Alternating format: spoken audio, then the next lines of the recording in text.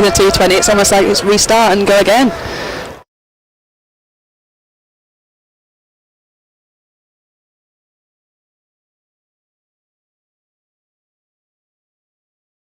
Matthew Waite, who's taken in fact, a wicket maiden it was, so 6 for 2 after 2 complete overs. He'll probably be very thankful for that long break there, get his breath back and go again with that last ball. What a lovely delivery, Tempted the shot, and a big waft outside early doors is exactly what you want to see outside off stump. And hopefully on the streaming you will also now be picking up our commentary after our early techie issues. Great first couple of overs from a Yorkshire perspective, those wickets of Ed Pollock caught by Lockheed Ferguson off David Willey, and then Will Rhodes caught by Adam Lyth off a full toss by Matthew Waite without scoring. So here comes David Willey, he's staying on at the Emerald stand end. Ball shaping in towards Sam Hain, who's solidly behind it, pushes into the offside, and Waite does the fielding. And there's that subtle change in the field here straight away. Adil Rasheed coming up inside the circle, and Will Rhodes disappearing off to our right down to third man. Yeah, nice to see some early movement there from Willey. Not often you get to see that with the white ball, but it's good promising signs for us. Yeah, again, similar delivery as to the previous one, so Yorkshire keep nailing this at the moment. Dalton, having lost those couple of wickets, how much can that check you as a side with your early plans in a game like this? Yeah, absolutely. I mean, as a professional side, you do have to have multiple plans, but it is not exactly how you want to start. There'll be one set of coaching staff here much, much happier, and you just hope that they can have maybe a little building period now rather than going as full throttle as they might have wanted to. Here's Willey again, just wide of off stump this time, and it's been edged through the bat at that one. Did Sam Hain, got a thick outside edge on it, and it's carried too quickly for Will Frayne to get round from his position at a wideish third man, so 4 to Hain. But Yorkshire will be happy if they only concede 4 runs in each over, no problem with that. And that is the manner in which, if you're going to concede 4, it's a giant outside edge, you still feel like you're on top in there. And an early change as well, so Tom Kohler-Cadmore been taken out of slip here. Yorkshire going without a slip. He's been sent out pretty straight at mid-off. You often see him fielding at long off, long on in red ball cricket. Frayne still pretty wide at third man, and Hain throws the bat through this one, and a good diving stop by Kohler-Cadmore then. So a good bit of a field placing change. Single. Made that look very simple, did TKC there. Weird not to see him in the slips. So you started the county championship so far this year. Yeah, TKC at 1 and Lythy at 2. Adam Lyth, already with a catch to his name. He's in at a short extra cover at the moment. There's also a cover, a backward point, as well as a third man. It's a real tight channel on the 1. Got to be inside the circle in the power play, of course. That next delivery just driven up to the onside of straight, single, 12 for 2. Initially looked like he was travelling a lot quicker back to Willey then, but nothing really to worry about. Straight to mid-on, easy single. David Willey with a real good record up in the early part of the innings. Best bowling figures of 4 for 7 in T20 cricket, of course, vastly experienced international, and this next delivery again shaping in towards Sam Hain, who plays it back to the bowler. That's an excellent start, continues. I mean, the power play, Katie, 12 for 2 after 3 overs. You are very, very happy with that. As captain and as opening bowler, what a great set that was from him. An appreciative round of applause from the Headingley crowd just shows what a great job they're doing at the moment. It's nice to see some early dominance from Yorkshire. And it's going to be Matthew Waite to continue. If it ain't broke, don't fix it, and all the rest of it. Very glad I actually called that right, and I must have some tactical nous within me that I would keep both of them on for now at least. I hope you weren't doubting yourself. It's just the calibre of bowling unit you've got. I'm sure you must be tempted to keep changing it up, knowing the next one coming on is world class. Don't forget, of course, still Lockheed Ferguson in the locker, Adil Rasheed out there. Some big name players, and a big shot here from Adam Hose. Carries the boundary for 6 runs down to our right at the foot of the pavilion. So a bit of a riposte from the Bears. Didn't look like he even caught that clean either, but it just kept on climbing and all the way. Yeah, super shot. Just stepped across, made a little bit of room towards the leg side, and that's all it took. And as you say, didn't appear to get the full Monty on it, but it was enough to carry the boundary. He'll be right on his show a bit of dominance back after what happened the last over. So Hose on to 12, Hayne on 5, partnership so far worth 12, and we're a ball into over number 4. Here comes Waite again. Hose tries to repeat the dose. Sounded like the bat might have cracked at the point he hit that. Certainly sounded very, very woody, as it were. And he's lofted it in a similar direction, but nowhere near the legs to clear the boundary this time, and he gets 2. That seemed very high off the sticker. If I said he didn't get any hold of the first one, he definitely didn't get a hold of that one. Lucky it's just crept over the inner circle there. Pretty breezy, as I'm sure you can hear on our effects mic up here. Even the pen's blown off the table, thanks to Phil Dix for the recovery mission. Adam Lyth gets dispatched out to long on. Still a deep backward square like everybody else, still inside the circle, and he's had a real hack at this one.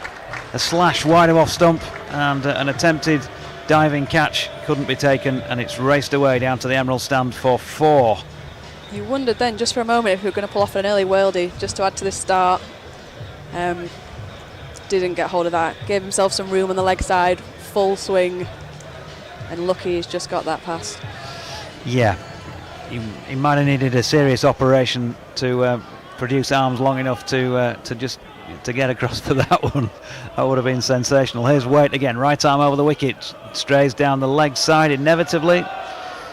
The arms are raised horizontally for a wide. I was trying to find out who the umpires are before the game started here. They weren't shown on screen for a long time, but it's Chris Watts and David Milnes who are the two men in charge. I think this will be Chris Watts. I think David Mills looks like it's the man at square leg.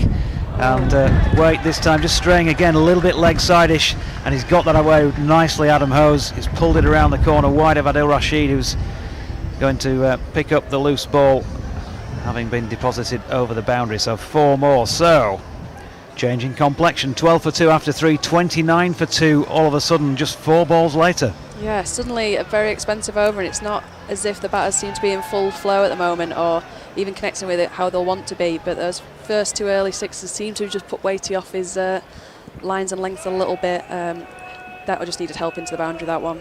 Hose 22 off 11. He waits for Waite again now, then he's got this one up in the air. Adam Lyth is closing in on it and takes a really good catch, sliding in on his knees from long on. Matthew Waite is celebrating here because having conceded a few, he's got his man, and although he's got a 200 strike rate in that little knock, Adam Hose, again another wicket's just going to pull things back Yorkshire's way. That just seems such an unnecessary shot with what he'd done so far in that over. You know, you must have been thinking, I'm riding my luck here, I've not really connected with any of them so far, I've got a great strike rate from everything he's given me so far, why not just see this over out? And instead he's just pulled it straight down to Lyth on the boundary. As a coach, you must be kicking yourself right now watching that over. So 29 for 3. And we're approaching the end of the 4th over. Matthew Waite then among the wickets tonight. He's got 2 of the 3. If you're just joining us more recently, welcome along. BBC Radio Leeds 92.4 FM on digital, and of course streamed as well across the BBC Sport website and app, as well as the pictures accompanying this commentary. So whichever medium you are following us through, I can tell you that there are 3 wickets gone already in this Birmingham Bears innings. Ed Pollock to David Willey, and then Adam Hose most recently to Matthew Waite. He'd also got skipper Will Rhodes without scoring. So it's been an excellent start. Still, I think you'd consider it by Yorkshire. Yeah, you'd still be the happier there of the 2 of Yorkshire. Despite the last over, it's just instantly ruined with that loss of that wicket. So a new man in is Dan Mousley, who's at the non-striking end. They crossed, and so that delivery was to Sam Hayne, the final ball of Matthew Waite's second over. Remember, he was a wicket maiden off his first. He's gone for 17 off his second, but he's at least done something in response by picking up that wicket. He's pulled it back definitely, and he's bowled really well that last 2. As a bowler, when you get taken for early boundaries like that and not necessarily gotten hold of any of them either as a batsman, it's really frustrating. It's easy to lose your head and therefore lose your lines and lengths, and showed real composure there to finish those fantastic last 2 balls. And so Jordan Thompson coming into the attack for the Vikings. Already a fan favourite, despite arguably playing most of his career without fans. Yes.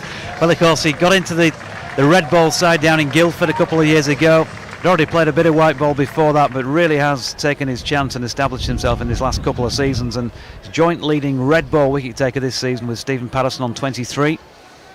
As we see Tim Bresnan making his way down the steps away to our right, ready to go in for a bash, no doubt. But Jordan Thompson will be bowling right arm round the wicket here to start off. Interesting tactic early doors. Must have seen something from the analysis and the build-up. Yeah.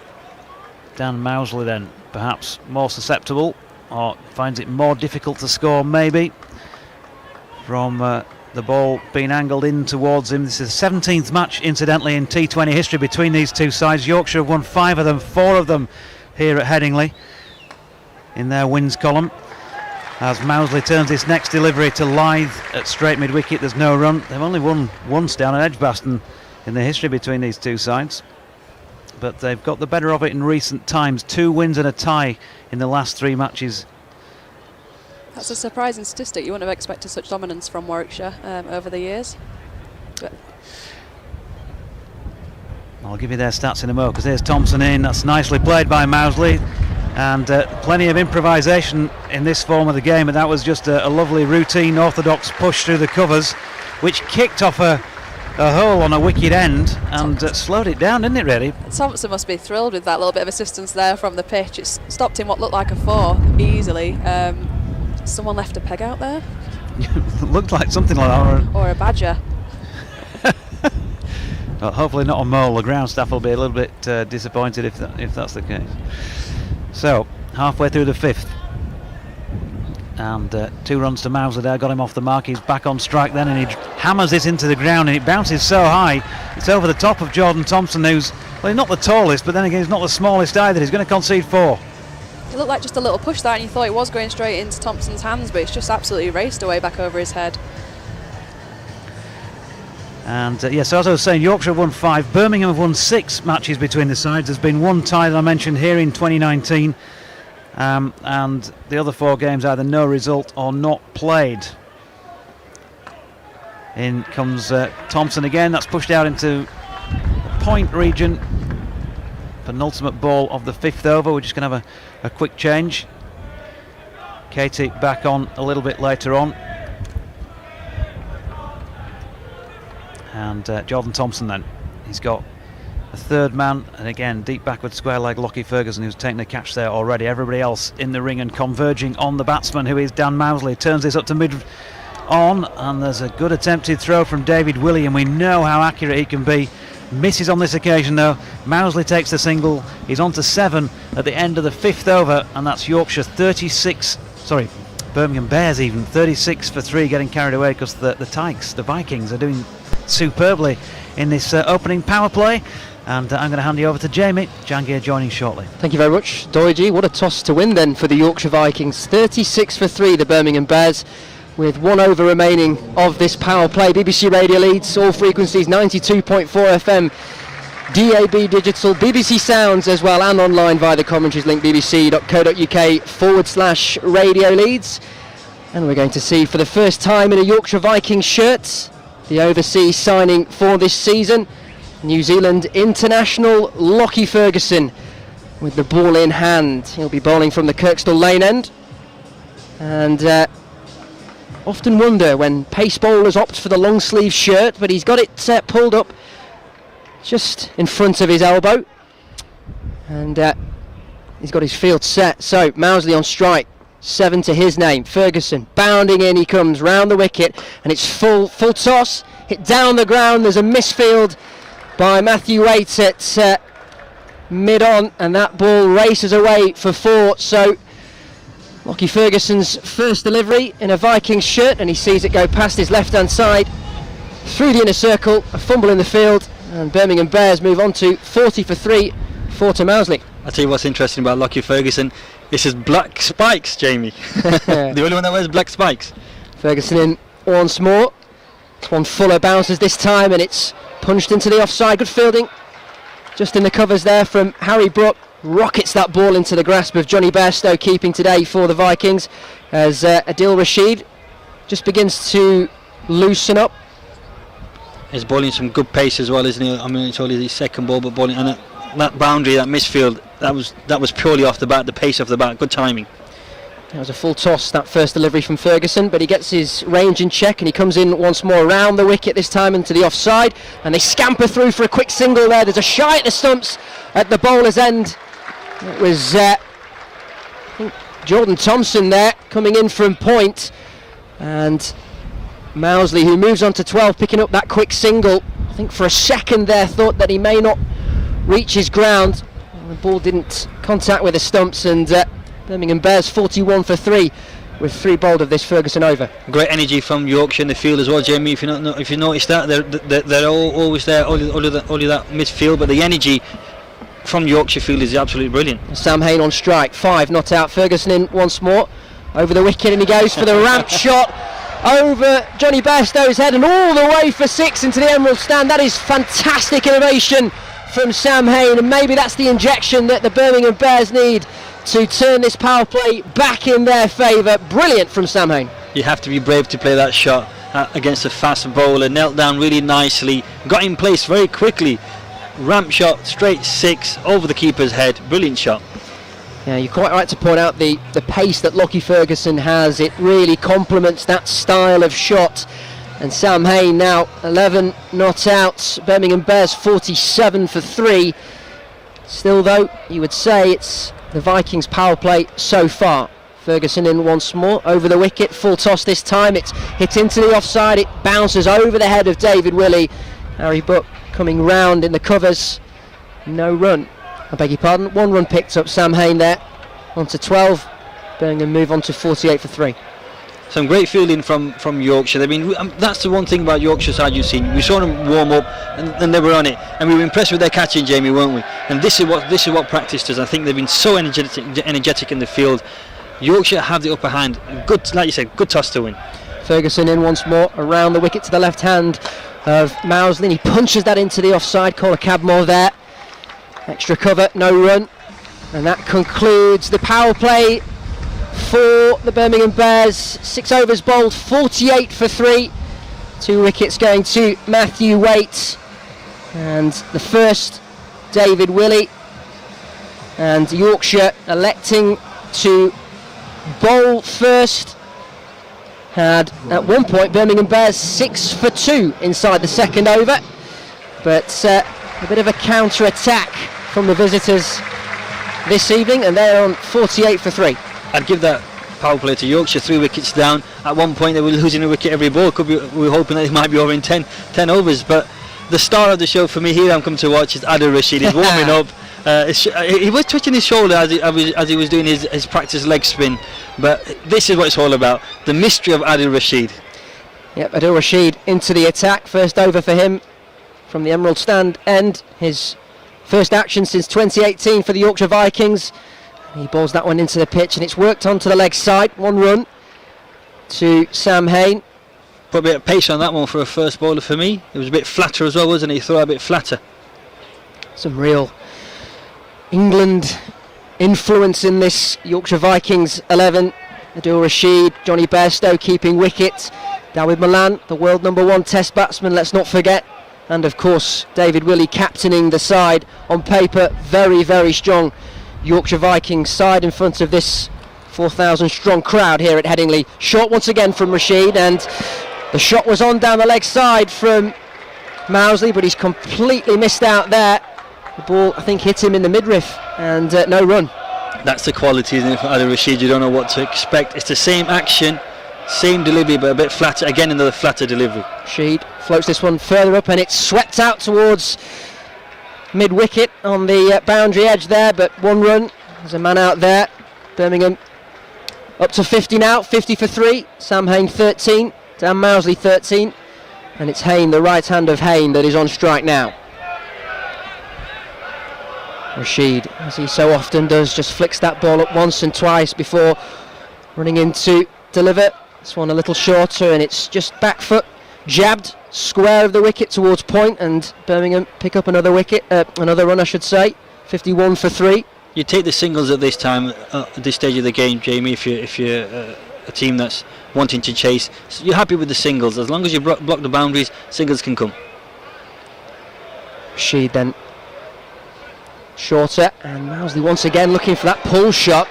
Gets it completely wrong, and it goes straight through to Bairstow behind the stumps. Again, Jamie, did you notice it was a quicker, flatter delivery? Is that something he's developing new for the coming summer? Well, he's had that troubling shoulder problem, hasn't he, for so long, Adil Rasheed. Testing it out here this evening. The switch shot there from Mousley, and that's gone all the way for 6. Fabulous innovation once more from the Birmingham Bears.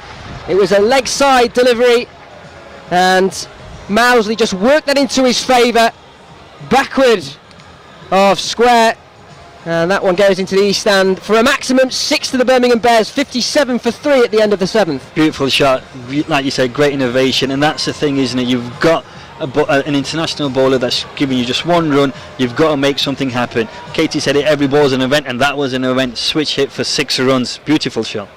So Birmingham just getting themselves back into this opening T20 Blast fixture here at Emerald Headingley. Jordan Thompson will resume at the Kirkstall Lane end. The Bears 57 for 3. Matthew Waite with 2 wickets to his name if you're just joining us. David Willey, the captain, getting the first. Do continue to send your messages in if you'd like to share your thoughts. 81333 is that number to text. Just put WYS at the start of your message, or you can tweet at BBC WYS. Thompson over the wicket.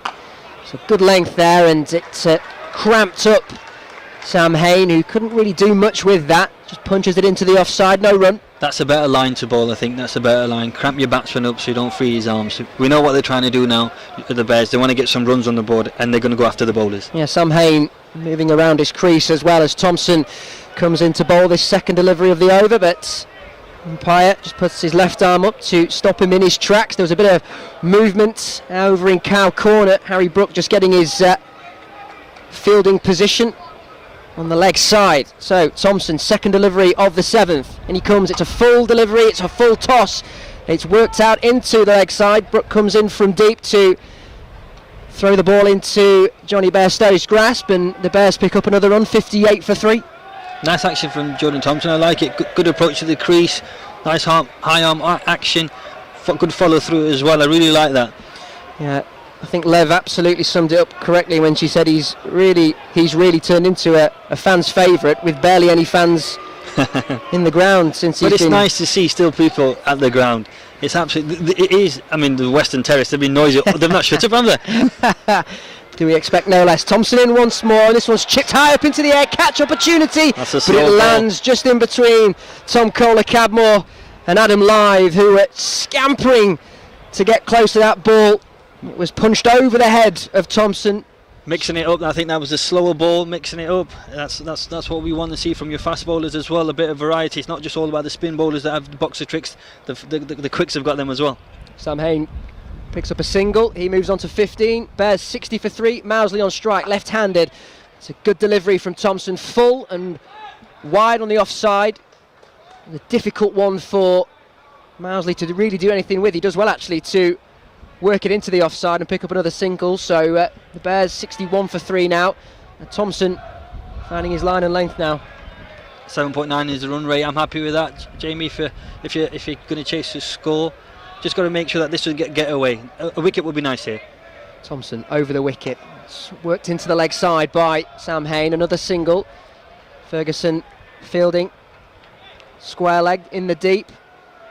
The Bears 62 for 3 now, with one delivery remaining of this over. One thing that Jordan Thompson does have in his arsenal is variation. We've seen the slower ball out the back of the hand maybe.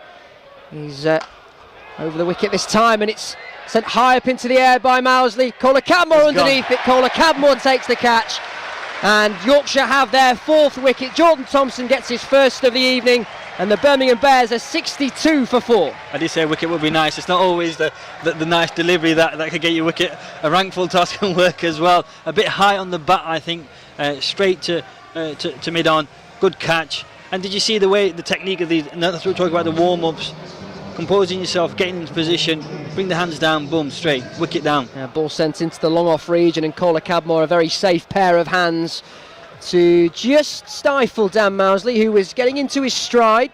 We saw that reverse switch hit that he sent Adil Rasheed for 6 only the previous over. But out comes to the crease now the main man, Carlos Brathwaite, West Indian international, single-handedly turned that 2016 T20 World Cup final. He's a big man, isn't he, into Jamie? the West Indies' favour when it was England's to win.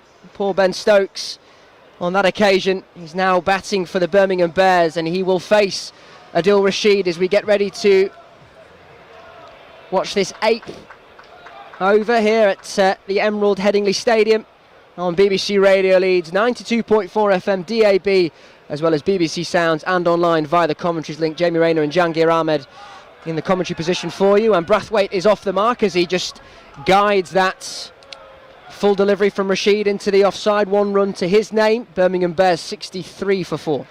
One thing about having Brathwaite in it this time, he's got 12 overs to build an innings. You might want to see him towards the end of the innings to pile the pressure, but he's got time to compose himself. But don't forget, he's facing a quality bowler in Adil Rasheed. And Rasheed bowling from the Emerald stand end as the sun begins to shine once more in Headingley. Just plays that up the offside, and that one's punched into the extra cover region. And they'll pick up 2 for their troubles there. Sam Hain moves on to 18. Birmingham Bears 65 for 4. He's an absolute unit, isn't he, Brathwaite? And he can hit it. He can hit it far. He can hit it far. Yeah, he's a big unit, big unit, and he's a very, very talented shorter format player, no doubt about that. Rasheed once more, shorter delivery, and it's just punched towards the long on region. Sam Hain moves on to 20. Birmingham Bears 66 for 4. A bit slow from Adil Rasheed in this over. The first over was a bit flatter and quicker. This one I think is a bit more slower. He's flightening up as well. Maybe because just to see who's on strike. Brathwaite's on strike now. He's got a long on and a long off as Adil Rasheed. 2 man on the boundary on the leg side as well as Brathwaite just works that into the leg side. No run. David Willey doing the fielding there inside the circle. Bears 66 for 4. Partnership just 4. As Brathwaite recently coming to the crease. He's on strike now. He's got 1 to his name. Rasheed fuller this time, and just a defensive push forward. No run. That's the quality of Rasheed. He knows what he's doing, doesn't he? He knows what he has to do. Just keep the big man quiet, and that'd be nice. How nice it is to hear genuine, authentic fan noise at grounds once more. It's a welcome return, as that's a cut backward of square by Brathwaite. Ferguson coming round on the onside to do the fielding. He picks up a single for his troubles, and the Bears move on to 67 for 4.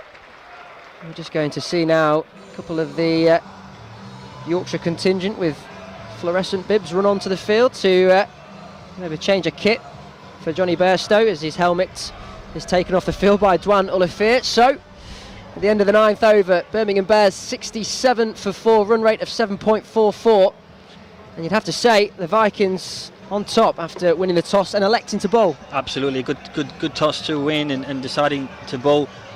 Modern way of playing cricket these days. You give us a score, we'll chase it down. And the way what the Yorkshire have done, put pressure on them, take early wickets as well. Now these two got to build an innings. They've got to make sure that they can get their team to a bigger score. If they start attacking, they'll lose more wickets and not get to the score that they want. Thompson in to begin his 3rd over of this innings, and it's a short delivery, well worked backward of square by Carlos Brathwaite.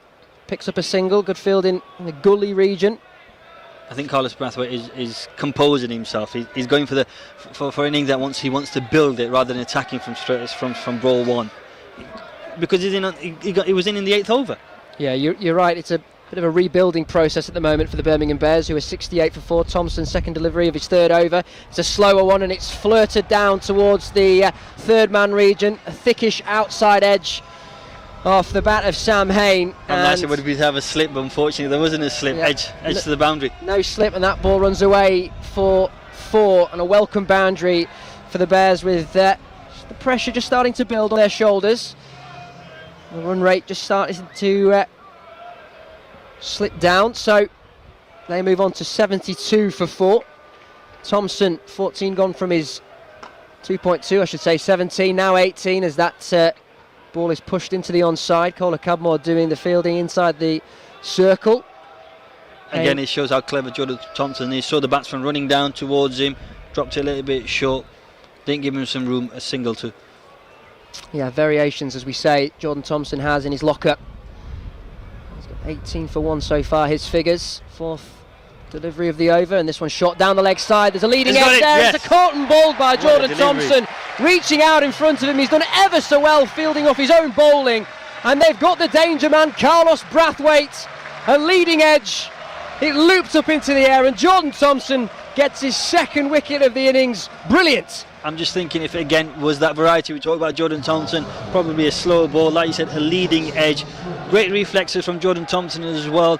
Following through, diving forward, catch, and lose the danger man. And it would be good to see him back in the changing rooms, because that wicket you need, because Carlos Brathwaite can do some big danger, a dangerous batsman, but we want to see the end of him. Yeah, Brathwaite back in the pavilion with just 3 to his name, and that is a big wicket for the Yorkshire Vikings, because he certainly poses a serious threat. So from a Vikings perspective, good to see the back of him. From a Bears perspective, it's a big loss. Tim Bresnan will be readying to come out onto the field of play, but it will be Michael Burgess who finds his way to the crease. He'll be on strike as well. So Jordan Thompson, figures of 2 for 18 so far off the 16 deliveries that he's bowled so far, and the momentum now really in the Vikings' favour. Thompson comes in once more over the wicket, and there's a solid defensive stride forward by Burgess, and well fielded by Cola Cadmore. They've got to stick around, Jamie, or they could be out, not facing the 20 overs, and that's a big sin when you're playing T20 cricket. You want to make sure that you bat all your overs. But Yorkshire are on fire. Look at the energy in the field.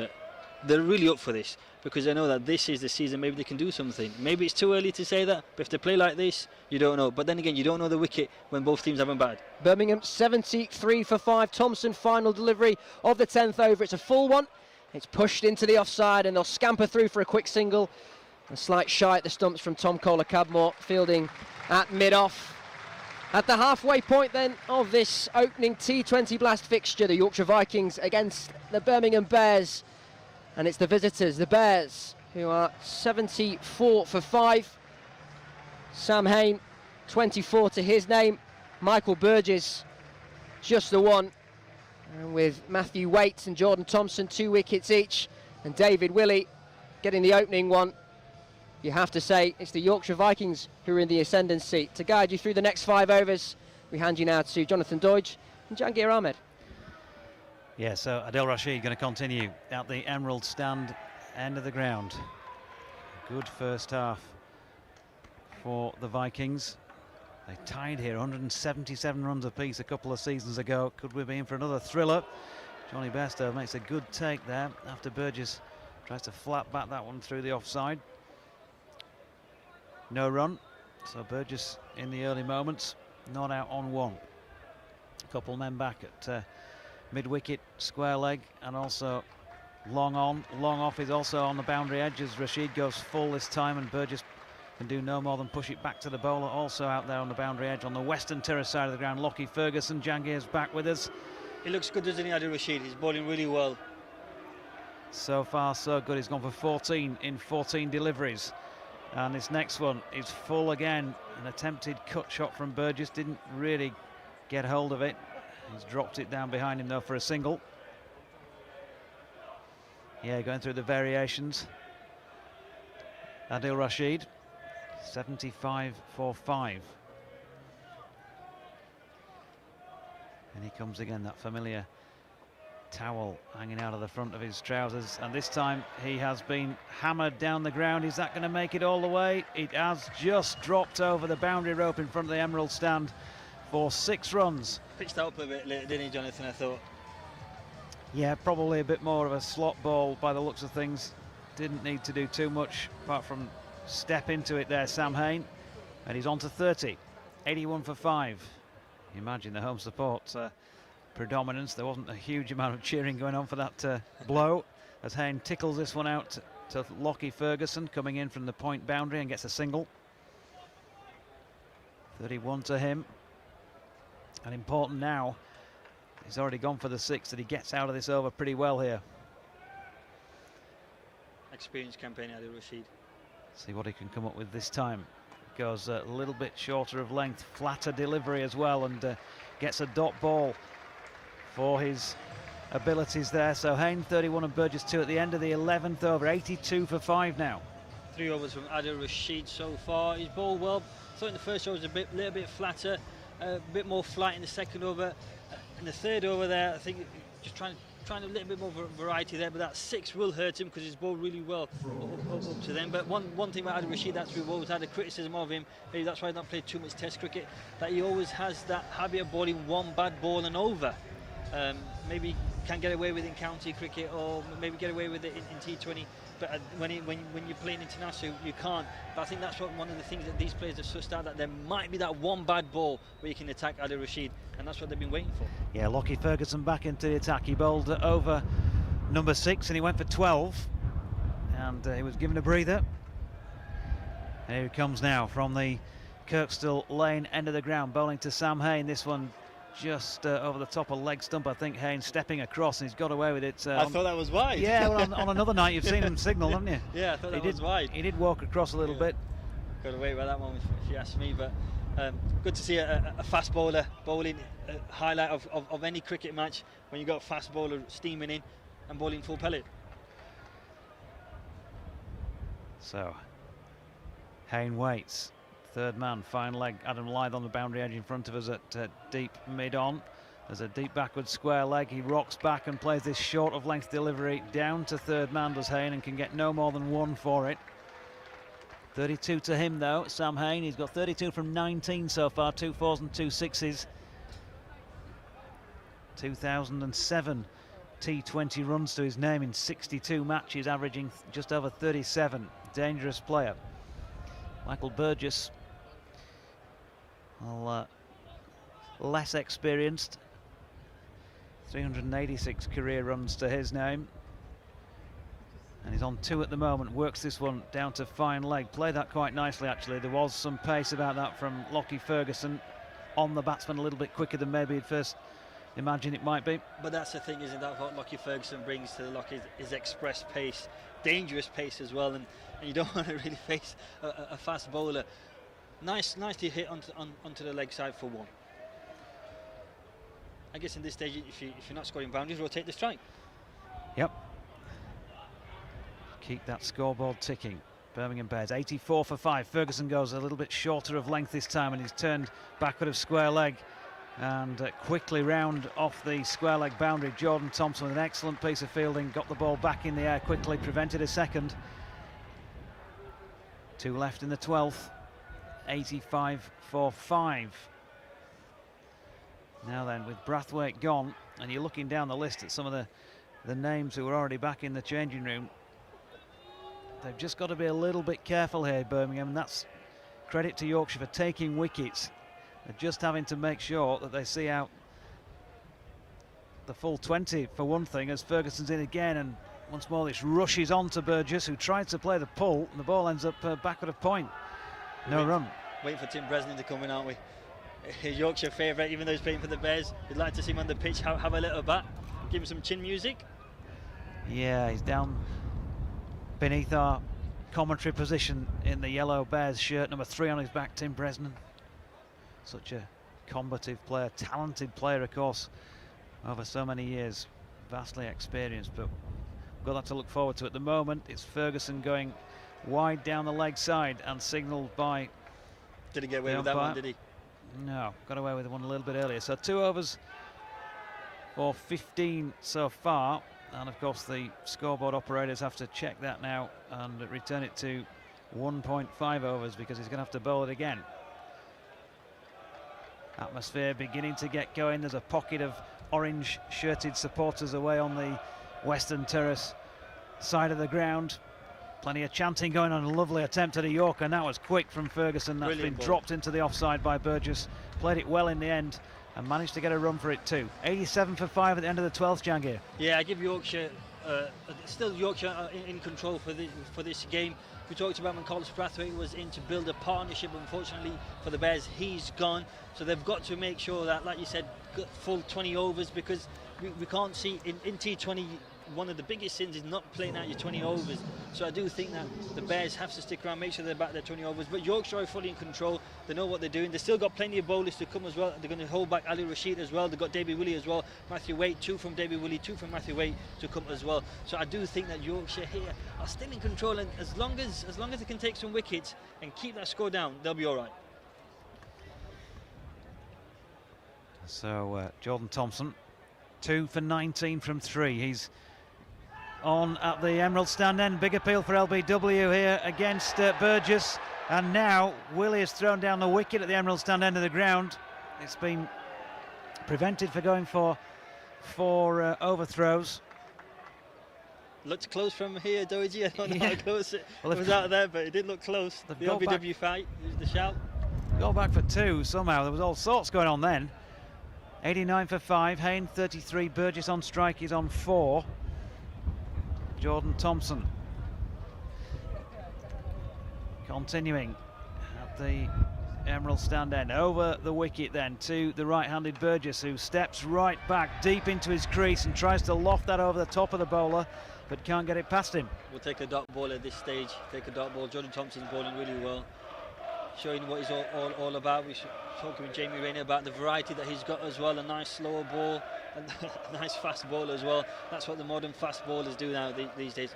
Not just the spinners have variety, but the fast bowlers have as well.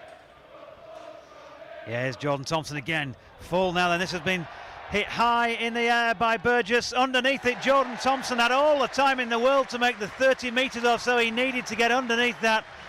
Now, caught and bowled once in an innings is good, but caught and bowled twice in an innings, it's not that often you see that, is it? This T20 competition is bringing home a few different things tonight, and Jordan Thompson with double caught and bowled. Leave it to me, lads, I'll do it on my own. That's what he's saying. Second caught and bowl from Jordan Thompson just shows the agility of the young man, that he's ready to take the responsibility himself. Fantastic bowling, fantastic catching. 2 for Jordan Thompson. And in comes former Yorkshire favourite Tim Bresnan with the number 3 on his back. Yes. And Brezzy. A nice applause for him, no boos. Yeah, lovely moment to see that. Tim Bresnan, incidentally, I know he's walking out with bat in hand at the moment, but he still holds the record for Yorkshire's best T20 bowling performance. 6 wickets for? Yep, 6 for 19 against Lancs back in 2017. So, well, everybody around here knows he did the business many times for the Vikings. Fantastic cricketer. But, well, is it the non-striking end to start with? They did cross while the ball was so high up in the air. He's just going to have a little bit of time to have a look at it before he's on strike. It's 3 wickets for Thompson now, isn't it? He's bowled really well. Yeah, super stuff from Jordan Thompson. 3 for 19 from 3 overs and 3 balls. He's coming in again, this time to bowl to Hayne, who flicks it off his legs. No further than number 6, Matthew Waite, down at fine leg. And they get through for just the 1. So Yorkshire continuing to do well at the moment with the ball. Pressure's on the Bears here to make sure that they don't get out. The way they're going, they could be out in 15 overs, Jonathan, but to make sure that they can go and bat on to the 20 overs, get some sort of a score that they can defend, give their bowlers a chance to win the game.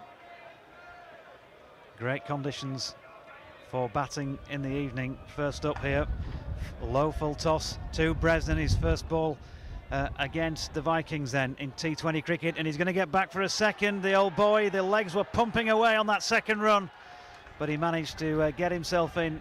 It was a little fundle there. I think he was waiting for the fundle and he ran for the second. If it was a clean pick-up, it would have been run out. So 92 for 6, 1 left in the 13th.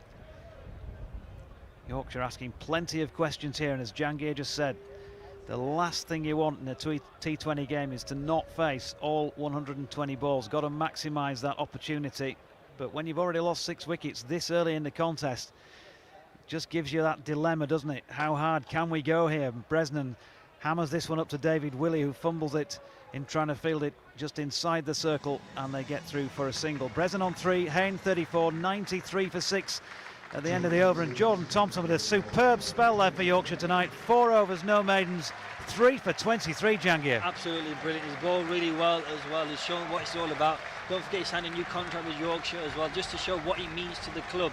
What you've got to give him credit for as well, he's got 2 caught balls. I mean, like you said, Jonathan, one is good enough, but 2 in a match is very rare. It just shows the agility, what he's all about. Young cricketer as well. If you're not going to do it, give it to me. I can ball him out, I can catch him out as well. Absolutely fantastic from Jordan Thompson. So 93 for 6 with 7 remaining. These two sides have had scores of 200 in previous T20 encounters. They're no strangers to that sort of score, and it looks a good pitch tonight as well. As I say, batting conditions, the natural light is pretty good, the floodlights are on as well. You couldn't really complain about this at all as Bresnan plays his first weight delivery through mid-on. David Willey sprints a long way around from mid-off to do the fielding because Adam Lyth was out on the boundary edge. And, well, Brezzy... He's not holding back, I tell you, Jonathan. He's swiping at everything. He wants to get over the ropes. He's having to go. Stomped his way down to this end, didn't he, really? You could almost feel the ground shake as he made it down towards the pavilion end. 94 for 6, Bresnan on 4, Hayne back on strike on 34. There are plenty of men out in the deep on the leg side. They know where Sam Hayne likes to play, and he does indeed play it deep into the leg side. Jordan Thompson, look at that for athleticism. He's got through. Well, he's got back for a second in the end, and this could be more overthrows. David Willey in the end has to come and back up and fires it long to Johnny Bairstow's gloves. Thompson made good ground to get the throw away, but they were taking that the fielder on for the second and managed to get back in the end. Just talking about the energy with Jamie on Yorkshire. I don't know about you, Jonathan. You watch a lot of Yorkshire cricket. They seem to have a lot of energy in the field, backing up, running in, throwing the ball hard. That's something new I've seen from Yorkshire. Not seen that for a while.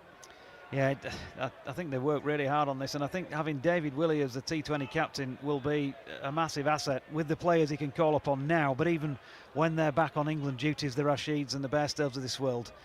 Short ball here this time from Waite, slow bouncer I think, and it was pulled through, well, cow corner effectively, as Lockheed Ferguson does the fielding, and they get back for 2 runs to Hayne, who continues. And he's going pretty strongly. Let's just check in on Sam Hayne at the moment. He's 150 strike rate now. 24 balls for his 36, 2 sixes, 2 fours. So he's been out there. He's sticking around, faced more balls than any other batsman, yeah, so that's good. He's been out there since the 10th ball of the match. Quite a while for his 38.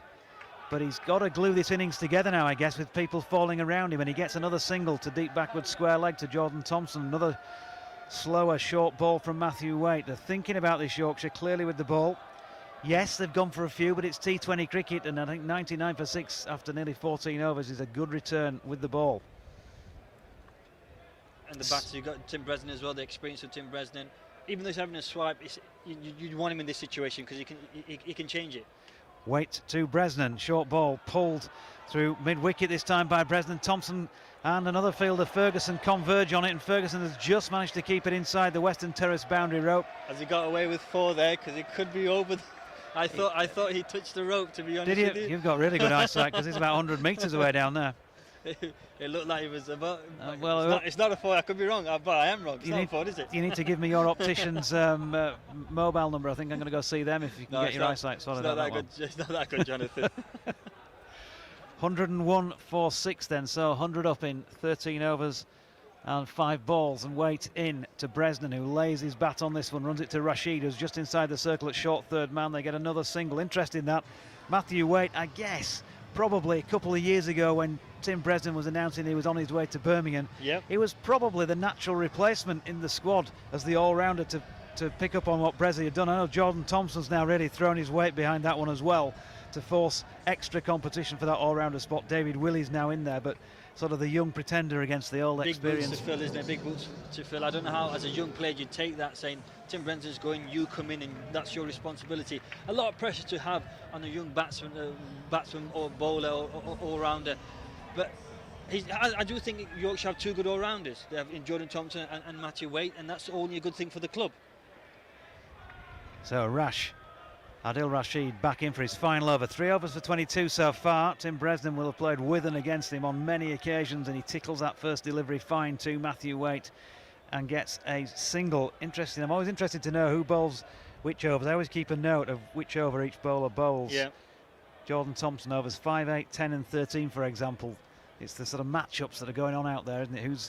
Who's on strike, who's batting at the moment, and now Adil Rasheed being brought back into the attack.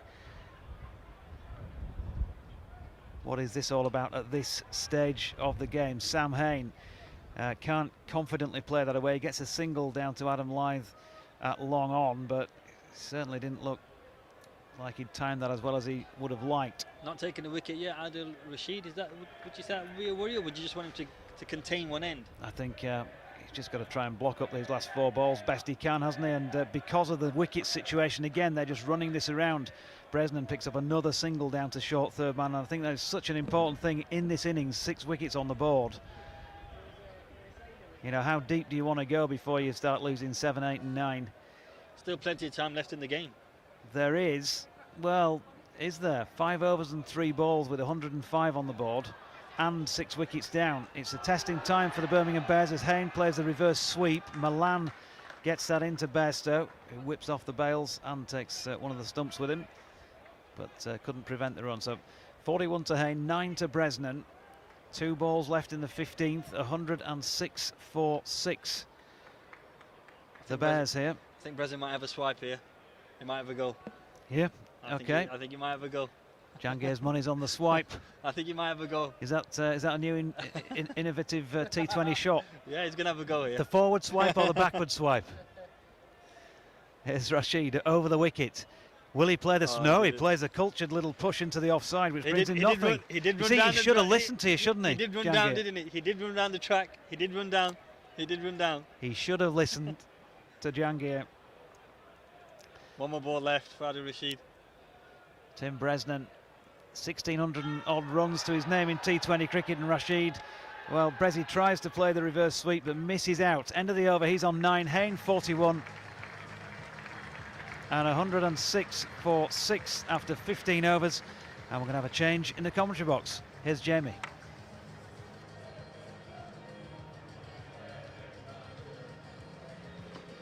Thank you, Doji. Thank you, Jangir. So, Birmingham Bears 106 for 6 after 15 overs. Yorkshire Vikings well on top here, and their captain, who'll be very happy after winning the toss and electing to bowl, David Willey. He's back into the attack. From the opposite end now, Kirkstall Lane, 2 overs he's bowled, 1 wicket to his name so far. That's of Pollock to get Yorkshire well underway. And he's coming around the wicket, the left arm, it's short and it's slapped in towards the offside, and it's hit so well by Sam Hain, it's gone all the way for 6 over the boundary rope. And the impetus that Birmingham Bears so desperately need, Sam Hain really is the key if they're to get anything from this innings. Katie Levick. Hello. Definitely looks like the danger man he's batted through here has held this innings together really well. To be fair, it could have crumbled easily with how the wickets have fallen, and just slapped that away so flat and straight for 6. And it's a relatively short boundary on the offside when bowling from the Kirkstall Lane end. It was a short delivery from Willey, which has forced a change of tack maybe from the Vikings skipper. Coming round this time, short again, and it's hooked square on the leg side. It's good fielding from Thompson in the deep as he fires down in towards Bairstow. 1 run picked up. Hain 2 short of a half century on 48. Bresnan now on strike with 9 to his name. Much better fielding in the deep there, cutting them 2s off. Who'd have thought Brezzy would be pushing so many 2s here? Yeah, we were quite enjoying, weren't we, off air. Tim Brezzy rolling back the ears. Not maybe as quick as he once was between the wicket, but still a very, very dangerous player, and he slashes at that short ball. Whether he got an edge on that, I'm not sure. Bairstow fumbled it behind, so if he had edged it, it would have been out, but I think the umpire signalling there a bye, so extra goes on the scorecard, and the Bears, oh no, Bresnan's had 1 to his name, so the crowd liked it, but the crowd have liked everything so far. Well, that's a drop then from Johnny Bairstow behind the stumps there. Shot once more into the pitch, Willie, and that one's squirted down backward of square leg, and again another run to Sam Hain. He moves on to 49. Birmingham Bears 115 for 6, so an uncharacteristic drop then from the experienced keeper, that is Johnny Bairstow. It's not what you want to be doing off your captain, is it? First game back at Yorkshire. He won't be happy with that. He can make it up though in the second innings. Well, David Willey back in around the wicket, and it's once again short towards Besden, and he tries to heave it away on the leg side. Makes barely any connection at all, and he may have even nearly hit it onto his own stumps. But he survives, and he remains at the crease, 10 to his name. Bears 115 for 6 as the flight going in towards Leeds Bradford just makes its way over the western terrace. Blue skies. We don't have Martin Emerson with us, Jonathan Doidge. He'd have told us who that was straight away. 42 from Radio Newcastle commentator for Durham. Now that's a good shot from Bresnan, and equally good fielding from Lockheed Ferguson on the leg side, and there's a direct hit maybe. Tim Bresnan was scampering in to make his ground.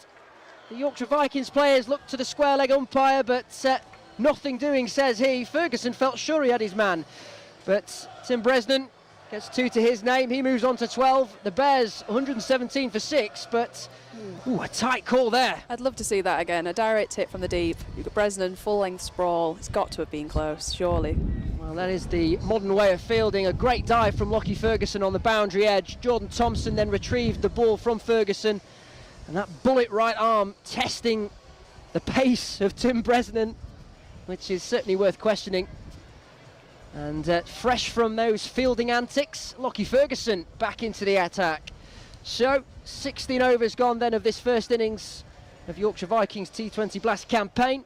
Bowling first, and the Birmingham Bears 117 for 6. Ferguson with the ball in his hand. He'll bowl from the Emerald stand end.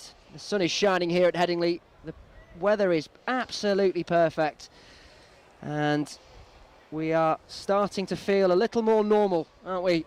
The English summer. Just over 4,000 fans allowed inside this famous old ground, which has seen many a renovation over the recent years.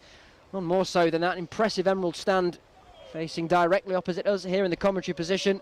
Ferguson bounding in over the wicket, and short punched away backward of points towards the third man region, and that takes Sam Hain to a well-deserved 50. A round of applause from this Headingley crowd.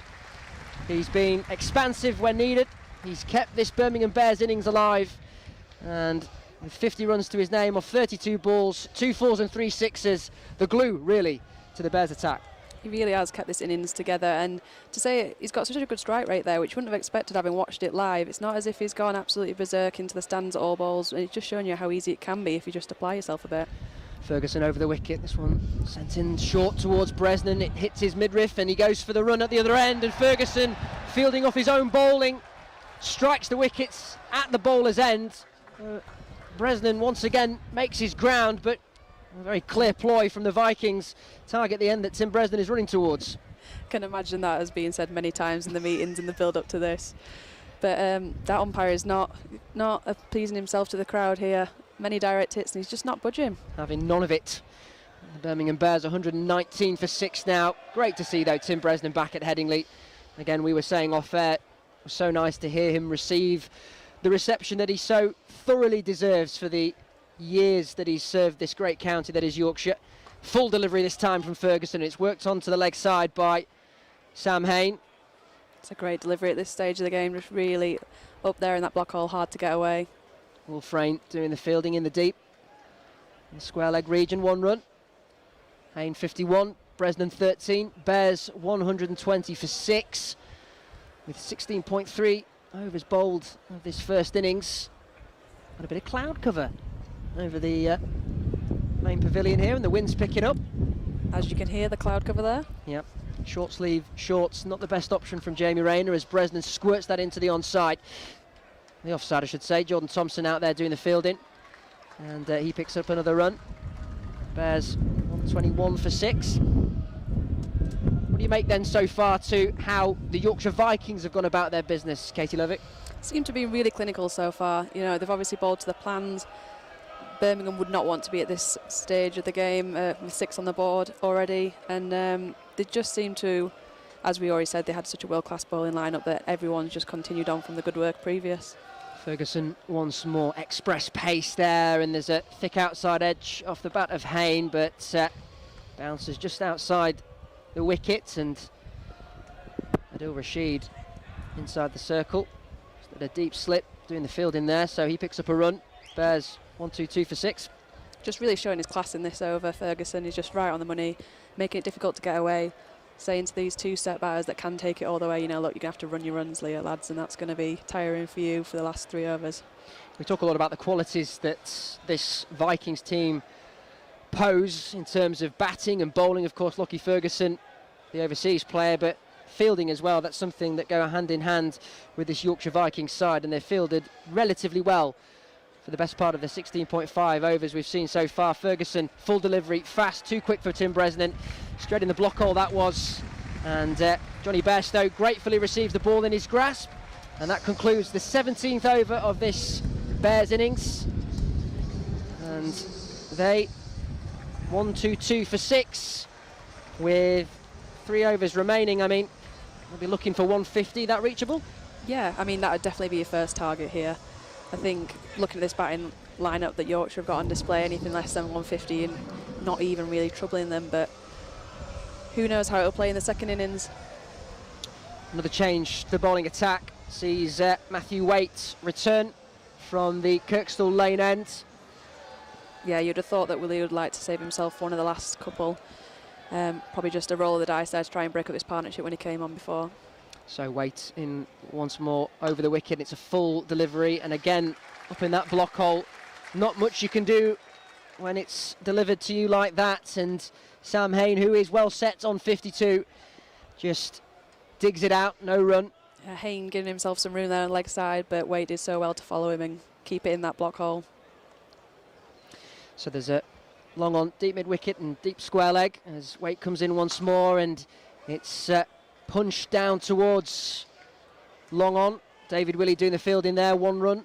Birmingham Bears move on to 123 for 6. Tim Bresnan now on strike, 14. I can imagine Bresnan's now is thinking, I've got to try something here. Try and be an aggressor. These ones aren't going to cut it anymore. We've got to try and get something on the board. And if you're going to target someone, target the young lad coming back from injury. Yep. It's been a welcome return for Matthew Waite, who comes in once more over the wicket, and a big shot from Tim Bresnan. He goes over, he goes long, and he goes all the way for 6. And a brilliant catch from the gentleman in the stands. That is excellent fielding from him.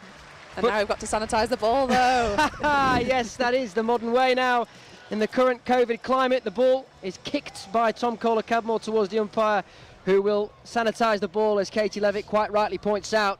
But a welcome 6, a welcome maximum for the Birmingham Bears. Tim Bresnan moves on to 20, and a brilliant shot from him over, long off, and that is the power that all-rounder Tim Bresnan possesses. We all know what he can do here at Headingley. I was going to say, it's just sheer power. It's mine not even got hold of that. It didn't sound too great up here. Might be doing him justice there for his bat maker, but he's just brute force to the boundary there. It wasn't the cleanest of strikes from Tim Bresnan, who moves leg side and then hooks that ball backward of square leg, and fielding out there is Will Frayne, and Bresnan gets back for 2. So valuable runs these for the Bears from Tim Bresnan, coming in at number 8, 22 to his name. Partnership now of 42, and the visitors ending with a late flurry. Yorkshire will be all too aware of how Bresnan can bat in this position late on in the innings and almost take a game away from you, so really keen to get him back in the shed. Matthew Waite comes in over the wicket this time, full delivery into the pads, nowhere near a shout for LB, and with all men out on this onside, an easy single, 1 to the extras board, and Bears move on to 132 for 6. Interesting you mentioned Matthew Waite, Katie Levitt coming back from injury. He's been really unlucky at his time so far at Yorkshire, whether that be red ball or white ball. Great to see him playing competitive first team cricket for the Vikings as he comes in to conclude his over, and that one's worked out to the long on region once more. David Willey doing the fielding there, and at the end of the 18th, the Birmingham Bears are 133 for 6. Sam Hain, as I say, well set on 54. Tim Bresnan, former Yorkshire player, 22. BBC Radio Leeds all frequencies, 92.4 FM, DAB digital, as well as BBC Sounds if you download the app, and online via the commentaries link, bbc.co.uk/Radio Leeds. That's a really fantastic spell from Waite there. When you consider he went for 16-17 in 1 over, and about 4 balls in fact, and to pull it back there, 2 for 36 off 4 is a fantastic. comeback game for him, and he's just really showed what he can do, and I'm glad he's getting the opportunity to finally do that now. What's a competitive score then? Let's talk from a neutral perspective now. The Bears, will they feel that if they get back into the pavilion with 150 to the name, they can work with that? Yeah, I think 150 is definitely your first target. I think you'll be hoping to probably take down a few in this over and set yourself up to have a proper swing in the last. Ferguson back into the attack from the Emerald stand end, and it's a full delivery, worked down to the long on region, and Sam Hain, another single to his name. Matthew Waite, his 4 overs, 2 for 36, career best figures for the young all-rounder, but limited playing time in first-class cricket for the all-rounder. The Western Terrace. It looks like a beer snake is going, and that's not what you want. Not sure if they're allowed at the moment as Ferguson comes in, and it's heaved again towards the long-on region. Hope I'm not just snitched on the West Stand. There is not a beer snake over there, if the stewards are listening. Here we go, here we go.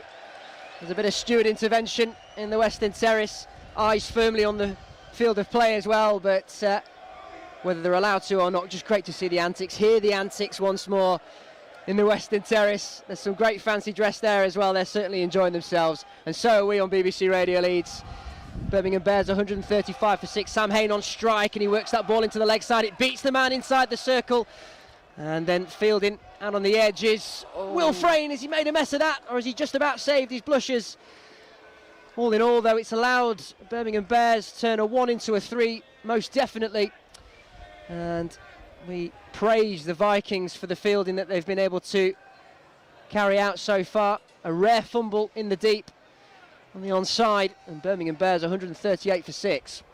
Managed to just recover that there, it looks like. I wonder if he just got a hand in the inner ring there just to slow it down to give him chance to come round, but almost had a mare in front of the fans. Yeah, the stand, the members area. Ferguson again once more in from the Emerald stand, and there's a leading edge. It's high up in the air, and there's a coming together of players. Johnny Bairstow takes the catch. Matthew Waite was also there and took an elbow to the face for his troubles. He seems to be okay. Bairstow took the catch, was straight to check if his teammate Matthew Waite was all right, and in the process Tim Bresnan has been caught for 23. The former Yorkshire player heads back to the pavilion. For all you young kids watching right now, put a name on it. That is a prime example. Yeah, it was a coming together of players. Looked a bit nasty at first as Matthew Waite fell to the floor, but let's have a listen to this. A round of applause for a man who has served this county so well, Tim Bresnan. So many years he's enjoyed here at Headingley, playing now for the Birmingham Bears, and out for 23. Bold Lockheed Ferguson caught Johnny Bairstow, and Birmingham Bears 138 for 7. He looked to just be taking it in then as he walked off. He had a nice glance around the West Stand, which I think just shows the mutual appreciation and love that Yorkshire and Tim Bresnan have. We both know, though, he's a very humble, very modest individual. He won't want to milk it at all. He'll be straight back in, questioning why he took that shot, why he took on Lockheed Ferguson's pace. He did seem to get cramped up, didn't he, when he tried to play that pull shot. Ferguson in then once more from the Emerald stand end. A full delivery punched into the offside by Sam Hain. The two players did cross when the ball was in the air, and it has brought to the crease Craig Miles, who just takes guard. Interesting to see how he goes up against just a bit more express pace from Ferguson, who has just looked like a little touch sharper, and just being able to show you what that step up from county to international scene looks like. And I think it showed with Bresnan's dismissal that he just cramped him up for pace there and room and couldn't get hold of it like he'd want to. Another faint round of applause for Tim Bresnan as he makes his way to the temporary pavilion, of course separate in these COVID times, as Lockheed Ferguson.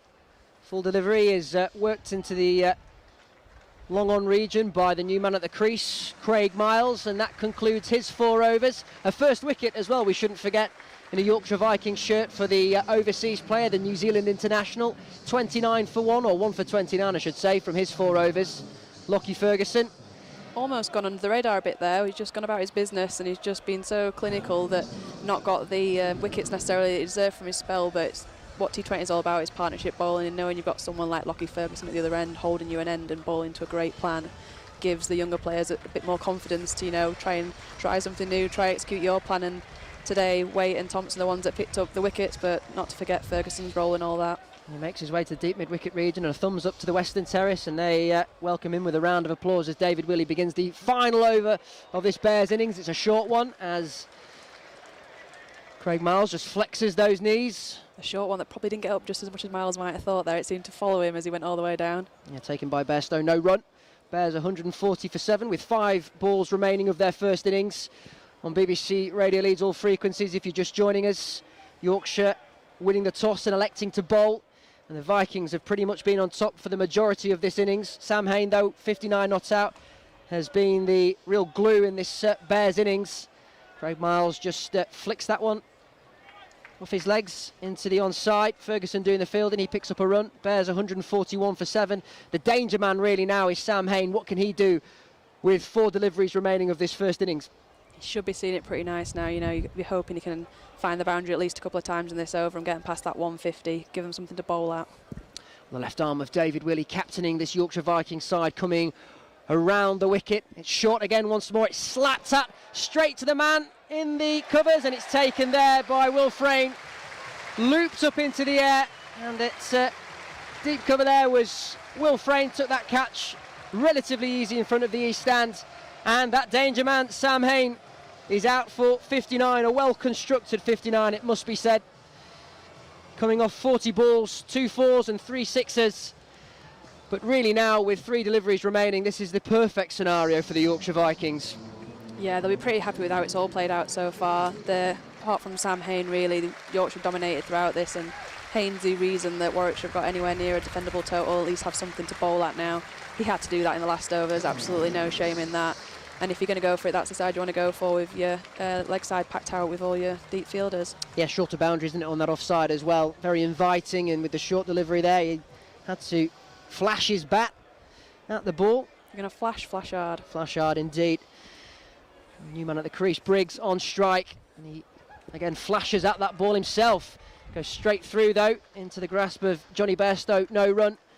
And the Bears 141 for 8 with 2 deliveries remaining here at the Emerald Headingley Stadium.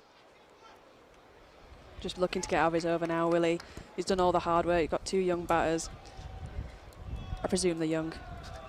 We'll go with it. Katie Levitt, everyone's young to Jonathan Doidge. As David Willey comes round the wicket. That one's worked towards Adam Lyth in the long on. They've gone for 2 and it's well, the run out was on. David Willey planted at the bowler's end. A great throw from Adam Lyth, and the take fumbled by Yorkshire Vikings captain, and 2 runs conceded in the process. A near certain run out, Katie Levitt. Yeah, how rare. Echoes of Nathan Lyon back here. From that end. Yeah, same end. I was there that day. And the final delivery is rather unorthodox shot, worked to the leg side by Miles, and that concludes the Birmingham Bears innings. 144 for 8. The target will be 145 for the Yorkshire Vikings if they are to pick up an opening day victory in the T20 Blast competition. David Willey with figures of 2 for 27 off his 4 overs. Nearly had a run out, but as we say, a rare fumble from the Vikings skipper. But all in all, a productive 20 overs from the home side, who won the field with had a ball and be thinking that is half a job done. Let's go out there now and show them how good this pitch can be, and hopefully go and chase these runs down. Let us know your thoughts then if you're listening this evening. BBC Radio Leeds 81333 is that number to text. Just put WYS at the start of your text message. You can tweet as well at BBC WYS. Or, if 240 characters, it is 240 characters on Twitter, isn't it? You're a tweeter. Yes, it is, yeah. Yes. You can email West Yorkshire Sport at bbc.co.uk. Now that is a welcome sight as the West Stand empties to go to the bar. Yes. That is what we've missed at the cricket. Well, it will be a quick turnover here. And the sun is somewhat hidden away, and the floodlights coming into somewhat effect so far. And the wind has definitely picked up, as you've been able to hear in the background. Let's get a picture of how things are looking elsewhere in the Vitality Blast. Glamorgan 119 for 4 as they are looking to chase down 180 set by Gloucestershire. They need 61 runs to win from 5.2 overs in that one. Lancashire Lightning taking on the Leicestershire Foxes at Old Trafford, batting first are Lancashire. They managed 172 for 8, so Leicestershire set the target on 173. And the derby down at Lords, Middlesex against Surrey. Surrey batting first, 122 for 2 from just shy of 12 overs in that one. So mouth-watering prospect down at the home of English cricket. Katie Levick, what have you made so far then of this effort from the Yorkshire Vikings? Yeah, I mean, you'll be very, very pleased with that. It looks like all the bowlers had set plans and they executed them brilliantly. It's quite surprising seeing the scores around the country right now and the scores here today. You'd think after the weather we've had for the last 3 weeks, baked, batter-friendly wickets to be there, but it's nice to see the bowlers competing, and with the bowling lineup that Yorkshire got, although not neglecting the batting lineup either, it's just world-class top to bottom. They just looked really clinical there today, and looked like for a team that almost probably got thrown together quite late when you consider that Bairstow and Rasheed have been allowed to come back. I think they've looked like a great unit, really gelled and loads of energy. Spoken like a true bowler, that as well. And Northern Diamond star Katie Levick, part of our commentary team here on a cricket show special BBC Radio Leeds for your Thursday evening, alongside myself, Jamie Rayner. Jonathan Doidge and Jangir Ahmed are also here as we get ready to guide you through Yorkshire's reply. They've been set a target of 145 if they are to open their T20 Blast campaign for 2021 with a win. Down at the test at Edgbaston, of course, England taking on New Zealand in the second and final test. 0-0 going into that decisive encounter, given what happened at Lords, and a bit of criticism that was sent England's way for not giving it a go in their second innings. They're 258 for 7 at the close of play. Dan Lawrence not out on 67 off 100 balls. That's a welcome return to form for the Essex man. He's partnered there by Mark Wood, who's 16 not out. Earlier in the innings, Rory Burns made 81, backing up that impressive century he got in the first test down at Lords. There was a flurry of wickets for New Zealand after lunch, with Tom Sibley, Zach Crawley and Joe Root all falling. Joe Root, England Test captain, out for 4.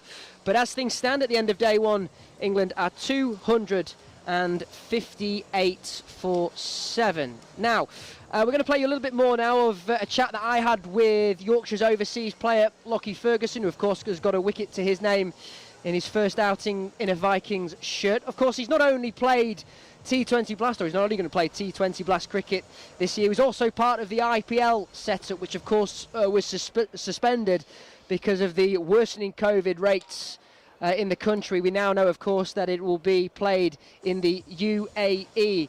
It's also well known that New Zealand, his native land, has dealt pretty well with the COVID pandemic. It's not quite had the same impact as it's had, say, here in England. So here's his take on what the current climate has been like for not only us but professional cricketers in the last 12 months. Top man, I completely lost the cue. I could not find it, so I absolutely just just made it up as I went along. How's it sounding, mate? All right at your end? Good, good. Happy? Happy?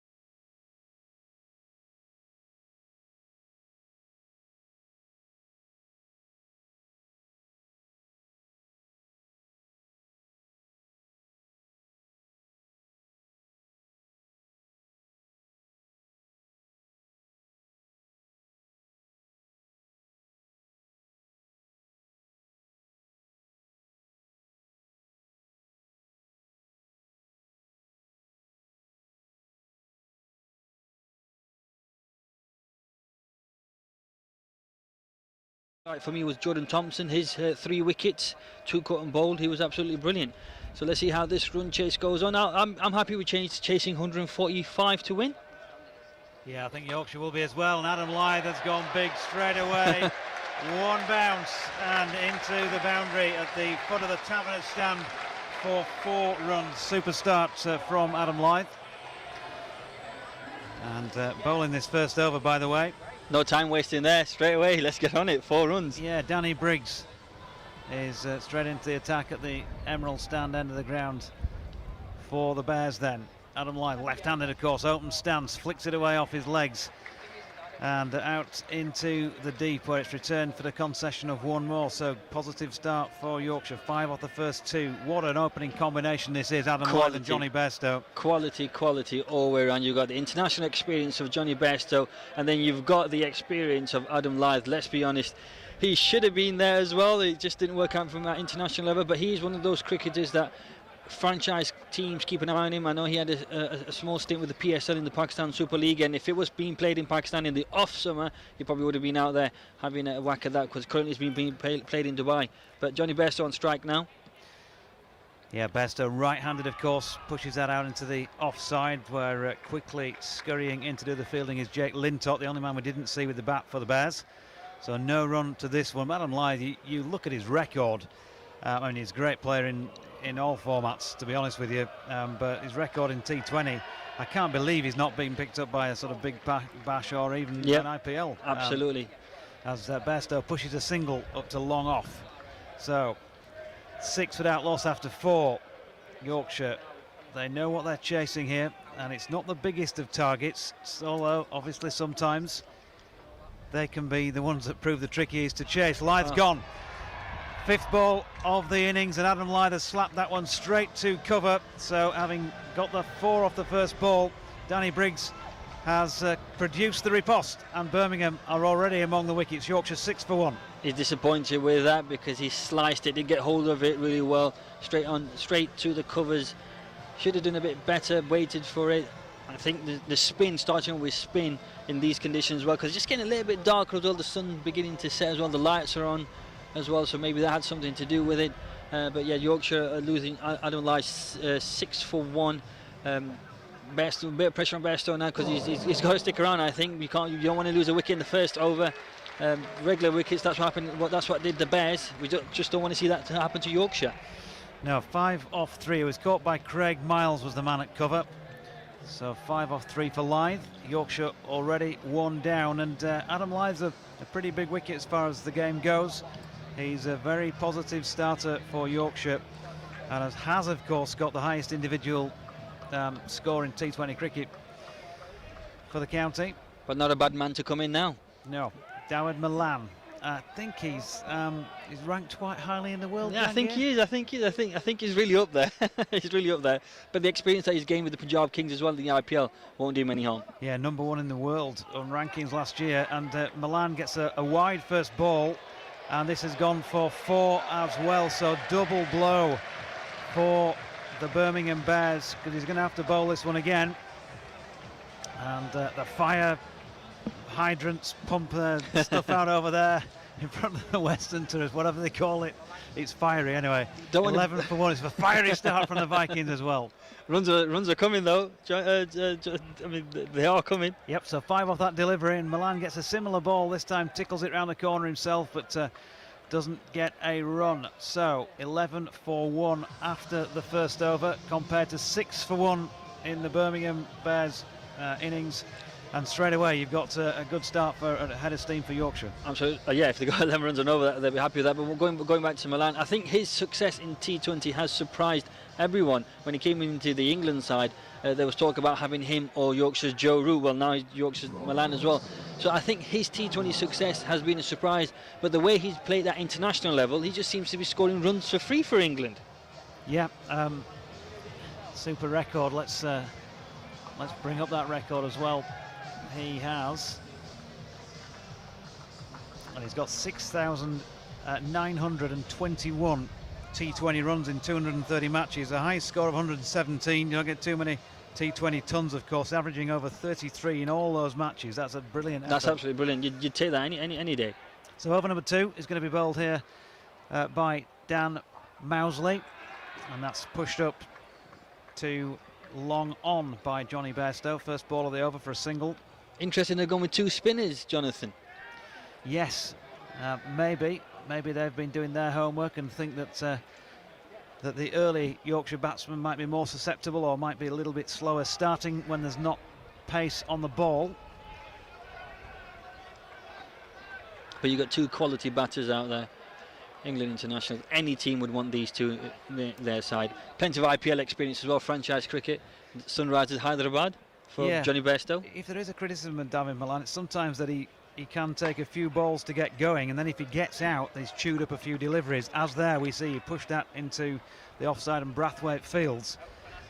And if he hangs around for 6 or 7 deliveries, I mean, today when they're chasing 140 odd might not matter so much as other days when there's a big score on the board. Another dot ball that's pushed out. He's finding the fielders as well, isn't he? He's finding the fielders. First couple of balls, there's a man, the 2 men outside the circle at deep backwards square leg and long on. Everybody else, of course, inside the circle, and he's coming around the wicket here, Mousley, and that's nicely played by Malan, who this time has split the gap between the man just in front of point and just backward of point. Got that almost bang on square. Beautiful 4 runs out to the Western Terrace. He didn't even have to hit that hard. That was nice timing. Look for the gap straight down there for 4 runs. The fire's pumping out there, Jonathan. I think so runs are still coming. As long as Yorkshire don't lose wickets quickly, they will come over the line.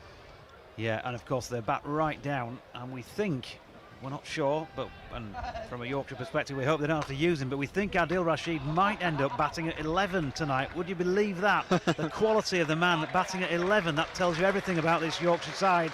We've just got 2 more runs there to David Malan through extra cover. If Rasheed comes at 11, he's got, 10 first-class centuries, if I'm right from thinking. But one thing about Adil Rasheed, he's not batted much, has he? He doesn't get a chance to bat for England much, does he? But we just know what a class player he is when he gets going. So it just shows you the depth in these first few games, in particular for Yorkshire, when he's around, when Johnny Bairstow's around, when David Malan is around, and there's that pair.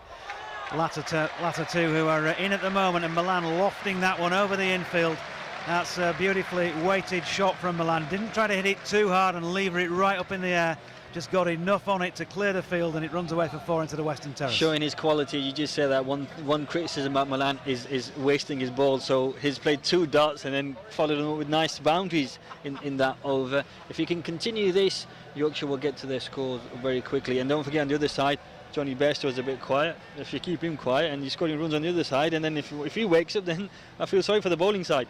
Yep, Johnny Bairstow 2 from 3 so far, so it's not as much of a look at it. He's been watching from the other end for the other 9 deliveries. 2 overs gone then, 22 for 1. That 11 Jangir mentioned at the end of the first over has been doubled in over number 2, and 6 for 2 the Bears were at this stage. So Yorkshire already have got time on their hands as Bairstow just flicks this one square on the leg side and calls Malan through for a single that Malan found a little less comfortable than Bairstow. That's nice though, isn't it? They are the big hits, but also the singles do add up as well.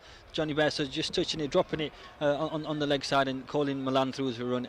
Luckily Malan was backing up, because sometimes you can be caught sleeping there.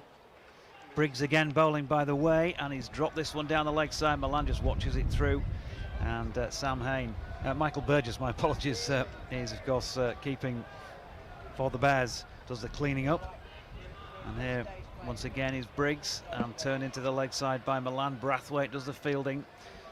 At this point in time, the men out in the deep are at long on and on the mid-wicket boundary. Everybody else converging inside the circle as he comes in again. Big appeal for LBW here as Malan tries to get that one away through the leg side and misses. Not out though, says umpire Chris Watts. So Malan double figures at the moment, and it's flicking this one up to long on for an easy single. 11 to him, 26 for 1 Yorkshire, and 2 to come in over number 3, Jangir. Yeah, they're not doing anything wrong here, Yorkshire. They're not in a rush. They know what the plan is. Make sure that they stick around. Don't lose quick wickets. You've got 2 batters in there that can do the damage and score runs very quickly. There you go. Johnny Bairstow has gone huge over the top of the boundary on the east side of the ground. Has gone well back in the bottom tier and not far from going through the window and into the bar. Fantastic shot from Bairstow, and the first 6 of this Yorkshire innings. Showing his quality there, Johnny Bairstow had a really good IPL at the Sunrisers Hyderabad, scored plenty of runs, was one of their main batters there. He's, believe it or not, he created an interesting opening partnership with Australia's David Warner. I mean, them two top of the order. I mean, we talked about Milan and Bairstow right now, but them two top of the order opening up will do some damage. So that experience, bringing that here, it can't do any harm for Yorkshire cricket. So Bairstow waits. What can Briggs come up with as a response? Well, this time he straightens things up a little more. There's evidence of a bit of turn away from the right-hander, and Bairstow content to drop it into the offside. End of over number 3. 31 for 1. They're still going well, and at more than 10 and over. It looks like they're going to have a change to give it spin, a rest. The big man, the big unit we're talking about, Carlos Brathwaite, taking his jumper off, being dropped off a long off boundary. He's putting his collars up as well, straightening his collars out. So I think he's going to have a bowl. This would be interesting. This could be. This could be very interesting.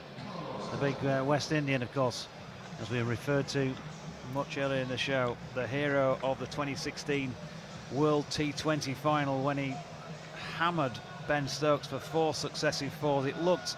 You thought as an England fan, impossible. It was in the bag. Improbable. Yeah, it was in the bag. It was home and dry that night. Ben Stokes shows what a resilient character he is to come back from that, which could have crushed some people mentally. Isn't that done bad, has he? For the rest of their careers. And Brathwaite, well, it was an astonishing series of hits that night. And here he is, the big fella, round the wicket, right arm into the legs of Milan, and that's a lovely, neat, orthodox little tickle down through fine leg. Beautiful leg glance from Milan and 4. Absolutely brilliant. Wait for him to come to him. He knew the line, down leg side, tickled it down to the leg side boundary. Absolutely brilliant. Let the pace do its work. He didn't have to hit it hard, just glanced it. Milan's first game, by the way, of any kind against the Birmingham Bears in his time in T20 cricket in England. Hasn't played for them, against them I should say, when he was with Middlesex, and he's smashed this one away. Short ball from Brathwaite. That's a fantastic shot from Dawid Malan. Stepped onto the back foot and he's hammered that one square on the offside, and 4 more. Rocked back, sliced it to the cover boundary. Absolutely brilliant from Dawid Malan. I did say that this is going to be interesting. The big fella doesn't look happy, he looks angry, so let's see what he does. But this is what it is, you just got to wait for the right moments. Kate Levick talked about every ball being an event. We've got 2 balls, 2 eventful balls. 36 for 1. What's Brathwaite's response to that? Bowls a slower delivery this time, and Milan opens the face and runs it out into the offside backward a point. There's no run. Bairstow is indicated as the man on strike on the scoreboard, but it is, I can assure you, the left-handed Dawid Malan. Cramped him for space with that one, making sure they give him room to open his arms. Johnny Bairstow, incidentally, in his time playing T20 domestic cricket, made no more than 15 in any game against Birmingham. He's short of that at the moment as Milan drops this one into no man's land just through the sort of gully area in the offside, and gives the Bears fielder a little bit of work to do there. That was Danny Briggs, and they managed to get through for another 1. Brilliant batting from Milan. 2 boundaries, a dot ball, and then gets a single, gets off strike, gives his man Johnny Bairstow. He's not faced he's not had strike at this side, has he? So absolutely brilliant batting. Just shows what experience can do. They're not in a rush. Runs are coming. It's 44-1. Plenty of time left in the game. So Bairstow back on strike then, trying to get himself into double figures here.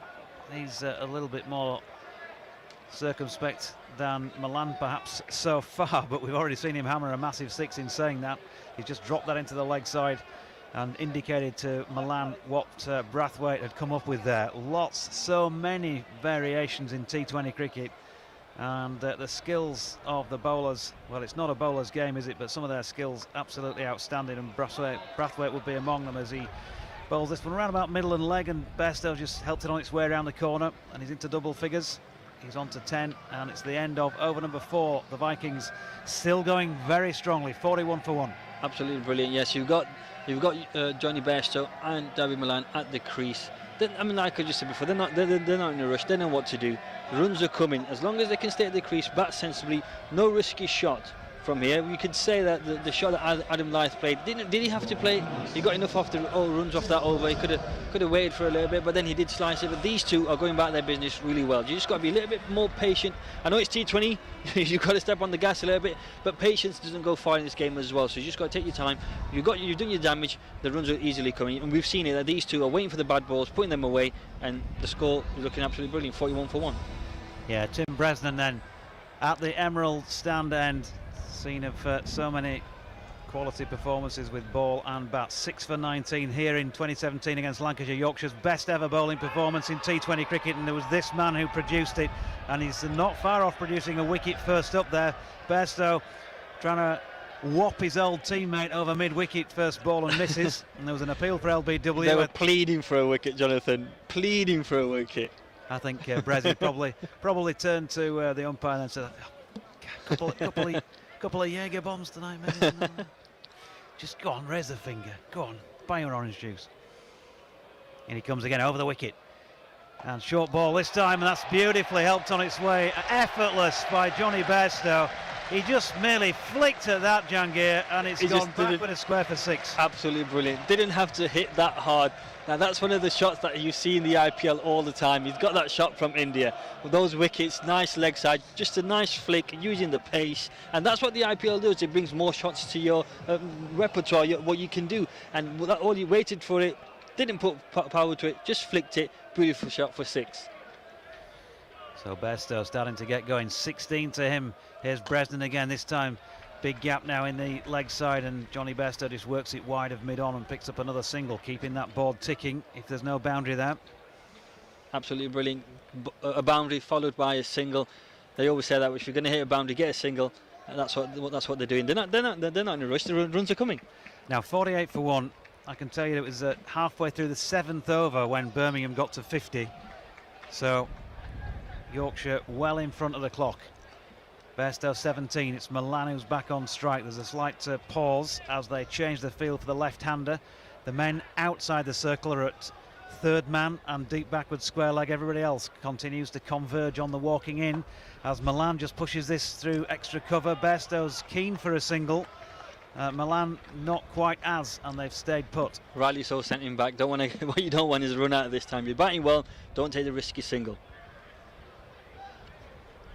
So Bairstow has a word and says, I'm ready to go if you want to go, pal. Milan probably saying, let's not do anything too daft at this stage. Bresnan over the wicket. Milan has lofted this one towards mid-off, bounces just short, but he hit it so well that they decided in the end, with the fielder having stopped it, that they weren't going to bother taking on the field. 1 to come in the 5th. We'll have a change in the commentary position next. Jamie is going to step in. It's come back strong with Jangir. It's come back strong as Bresnan. 2 dot balls after he's been hammered for 6. Yeah, good response from Bresnan. In the Headingley sunshine, he comes in again. Milan, lovely shot, just lays the bat on that, gets it through the slip area down to third man, and we'll pick up a single at the end of the 5th over then. Yorkshire still tanking along. Their lowest score yet in an over, by the way, just 8 there, but still 49 for 1. I'll leave it with you, Jangir. 49 next for 1. You'll hear Jamie. Absolutely brilliant batting from these 2 Yorkshire batsmen, Johnny Bairstow and David Milan. We talk about how they are a top quality batting side, these Yorkshire players, but the experience that they've gained from the IPL, it is so invaluable. They can go to places like India and play with top quality cricketers and make sure that they can score runs, and that's not going to do any harm to these cricketers, and it's not going to do harm to Yorkshire cricket as well, because when you can get that experience, when you can bring that to the table and score runs like they are, it's absolutely unbelievable, and they're showing their quality right now. They certainly are, as Carlos Brathwaite comes in from the Kirkstall lane end around the wicket. That's pushed into the square leg region by Milan. He moves on to 22. Yorkshire bring the 50 up in the 6th over, right at the start. 50 for 1, chasing down that target of 145. Nice to be back with you, Jangir. Nice to be back with you, Jamie. Yeah, Yorkshire going really strong, to be honest. I did say to that to Jonathan that Carlos Brathwaite coming around is going to be interesting. And Milan just used his experience. To be honest with you, these two are not trying to hit it hard. They're just placing it. Proper cricketing shots. Brathwaite over the wicket this time to Bairstow, who punches that ball along the ground down towards the long on region. He picks up a single. And Vikings 51 for 1. I mean, Katie, we're just talking off air whether or not these two will have battered together before it dawned on us that of course they will have done. They'll have done it many a time yeah, for England. Yeah, But absolutely. the first time in Yorkshire Vikings shirt, such a mouth-watering partnership this potential has, as that one skates through past the outside edge of Milan, who tried to work it onto the leg side. It goes past his Good pace back. for that. I think you beat him for pace for that one. He bent his back on that one. When he got hit for 2 boundaries, he wasn't happy. Big Carlos, and rightly so. But we know the quality that Carlos brings to the table, and you know, he can pick a wicket, and the next thing you know, that you're 2 down, you're 3 down, and he can really do that. No run from that delivery. He comes in for the 4th, and it's around the wicket, and this time backward shot from Milan into the covers. He picks up a single. A steady pace now to this partnership, worth 46 after the early loss of Adam Lythe. And the Yorkshire Vikings in complete control of this run chase, chasing down 145 on BBC Radio Leeds, all frequencies.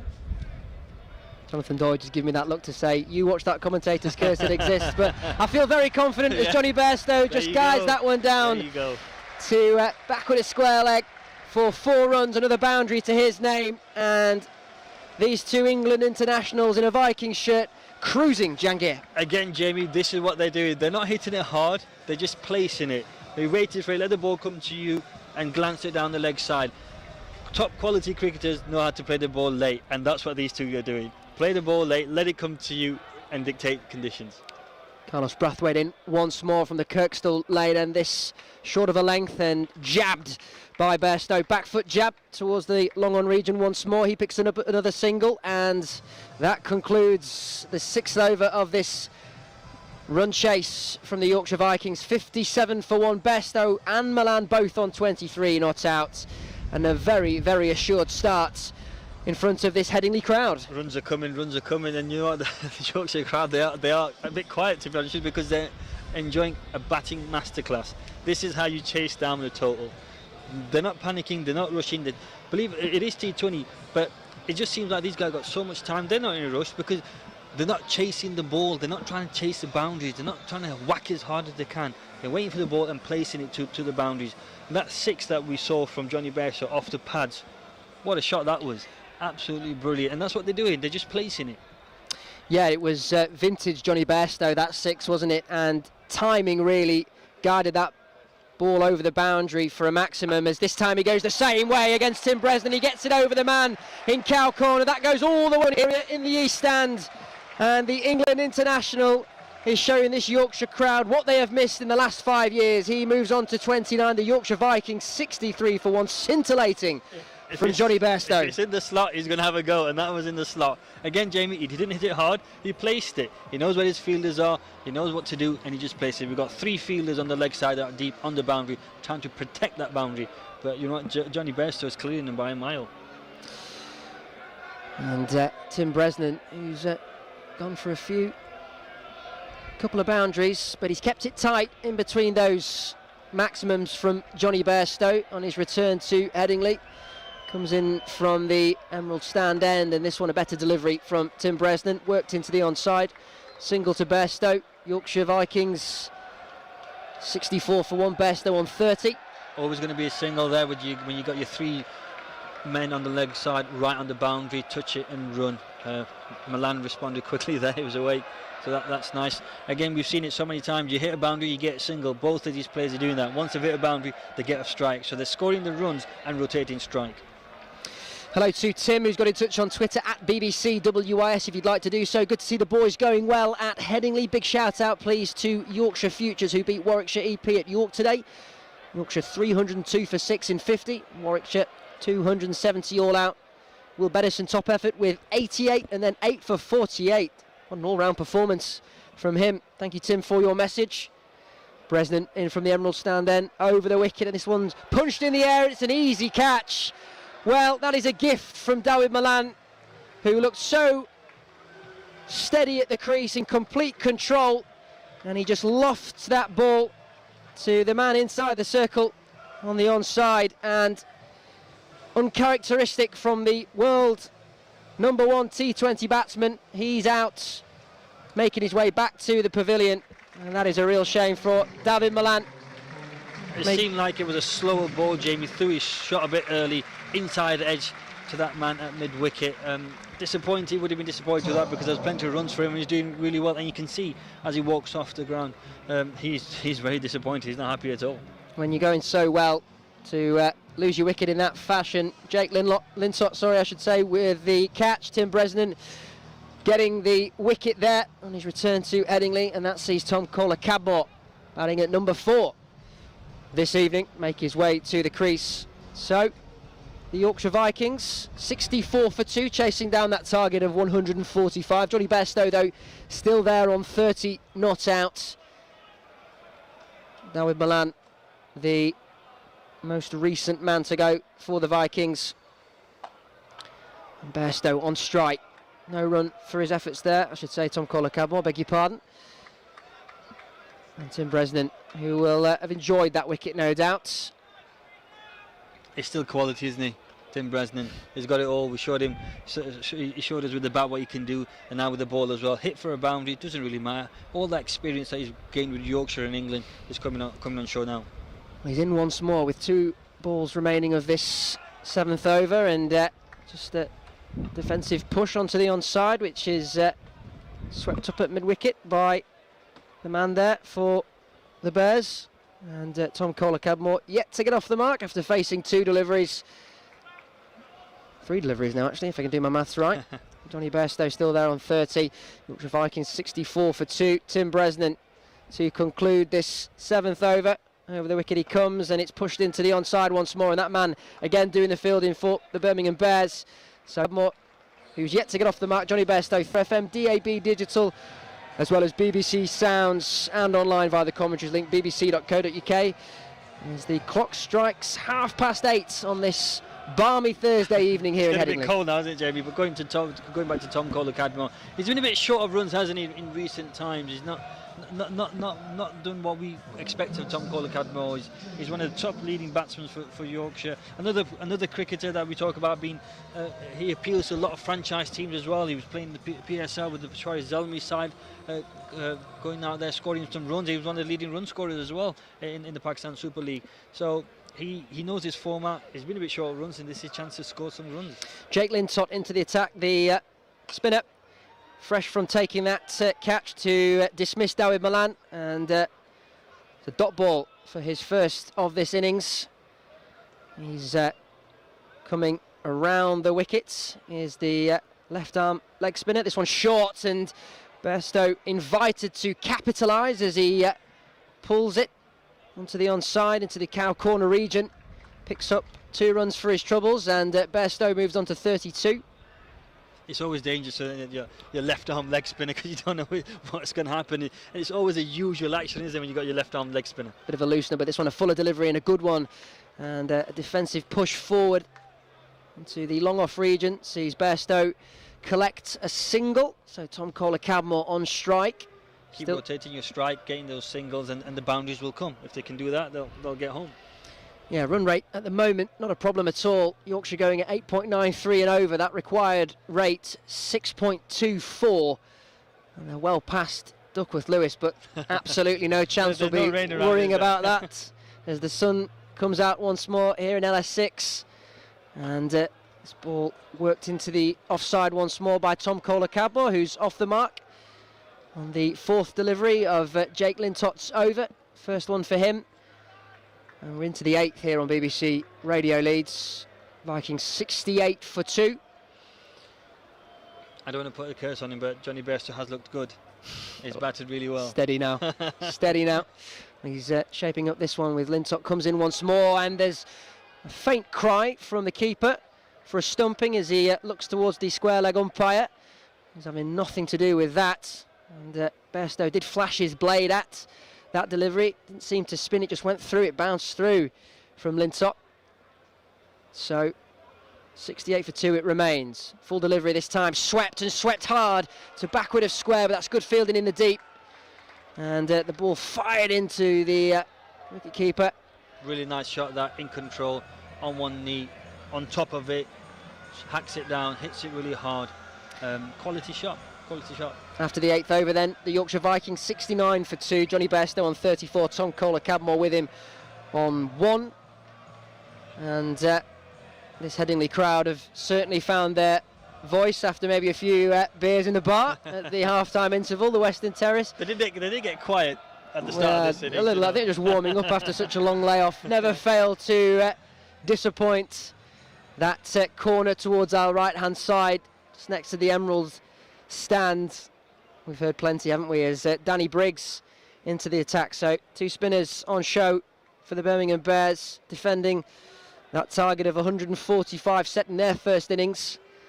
Johnny Bairstow, as I say, on 34. Interesting to hear football's coming home as well. Yeah, well, it's a big tournament happening, isn't it? 3 days. Oh, yeah, 3 days. Yeah.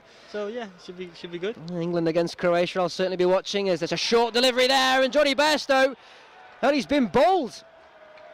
Did he get inside edge? Absolutely nowhere there. Briggs, he's back into the attack, and in his 3rd over, gets the prize wicket of Johnny Bairstow, who was looking so well for his 34, and maybe the tide is somewhat turning now for the Vikings. Harry Brook comes out to the crease, and Yorkshire's big guns at the top of the order have been sent back to the pavilion.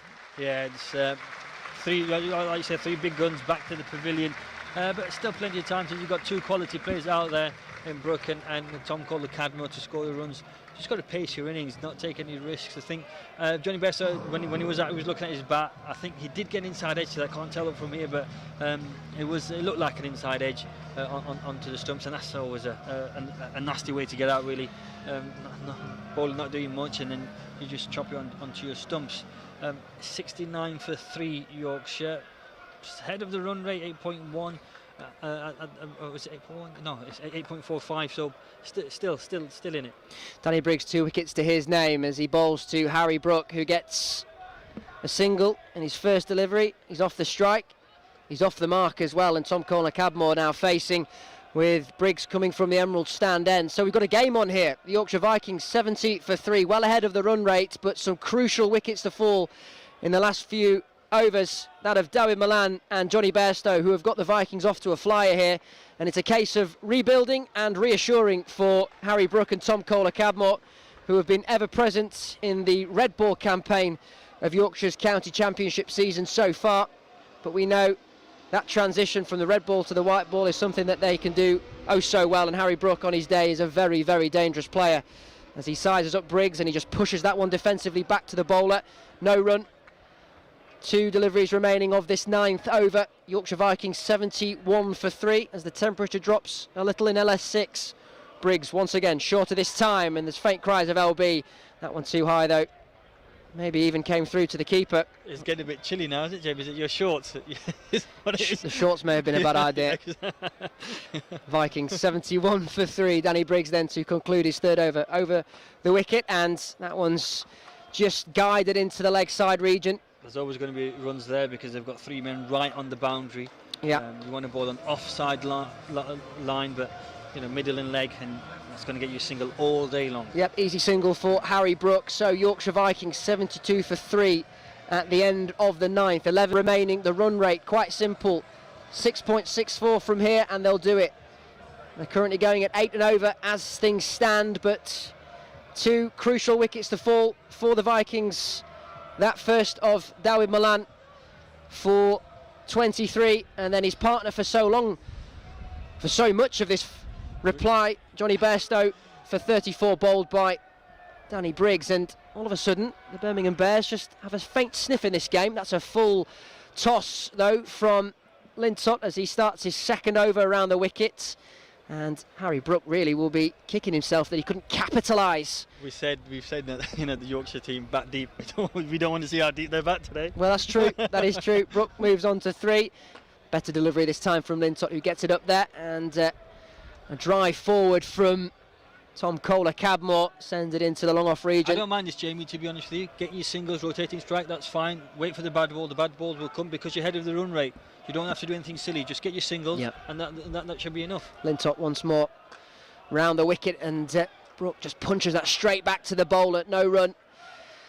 Yep, they're ahead of the required run rate, so time is on the Yorkshire Vikings side. Time is on Harry Brook and Tom Kohler-Cadmore's side to just steady the innings and steady themselves. Brook, though, goes big, chips it over the man inside the circle on this offside, and will run all the way to the boundary. That's brilliant placement, dissecting the fielders on the offside, and a welcome four for Harry Brook, who on the electronic board to our left hand side also signals his own four. Absolutely, that's what, just going back to what I said, don't do anything silly, don't put any risk.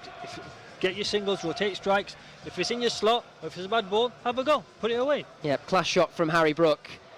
Great placement from the young batsman who has so much potential, we all know that, and he's so destructive in this white ball format once he gets going. Umpire just checking the ball. I think it may have been handled by one of the fans, which means it has to be wiped, it has to be sanitised. New way of playing cricket, isn't it, Jamie? Current COVID climate. Yep. Many a time have I heard sanitise on my Saturday club cricket. Lintott comes in, and that's an arm ball that skids on through off the surface. Every 6 overs, Jamie?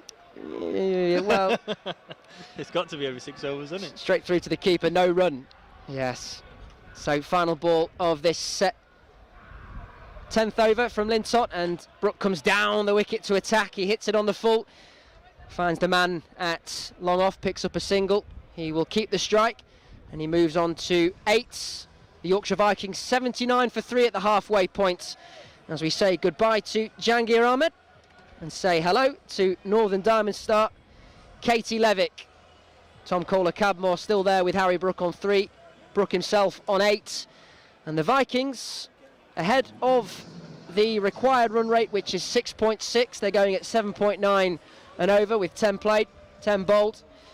And Tim Bresnan back into the attack after getting the wickets of Dawid Malan. Katie Levick, hello. Hello again.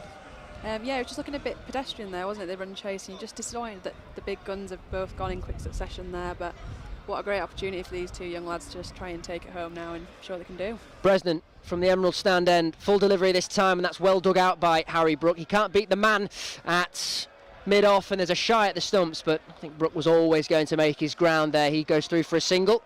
Vikings 80 for 3. You can fully understand now why Bresnan's on. He's always creates an event whenever he's got bat or ball in hand, especially in this crowd, and if you can break up this partnership, I think Birmingham will be feeling in a really good position. Yeah, those 3 wickets, or particularly those 2 wickets of Malan and Bairstow, will have given them a spring in their step as Kohler-Cadmore just guides that one into the offside in front of square, and the man in the deep comes in to keep it to just 1 run.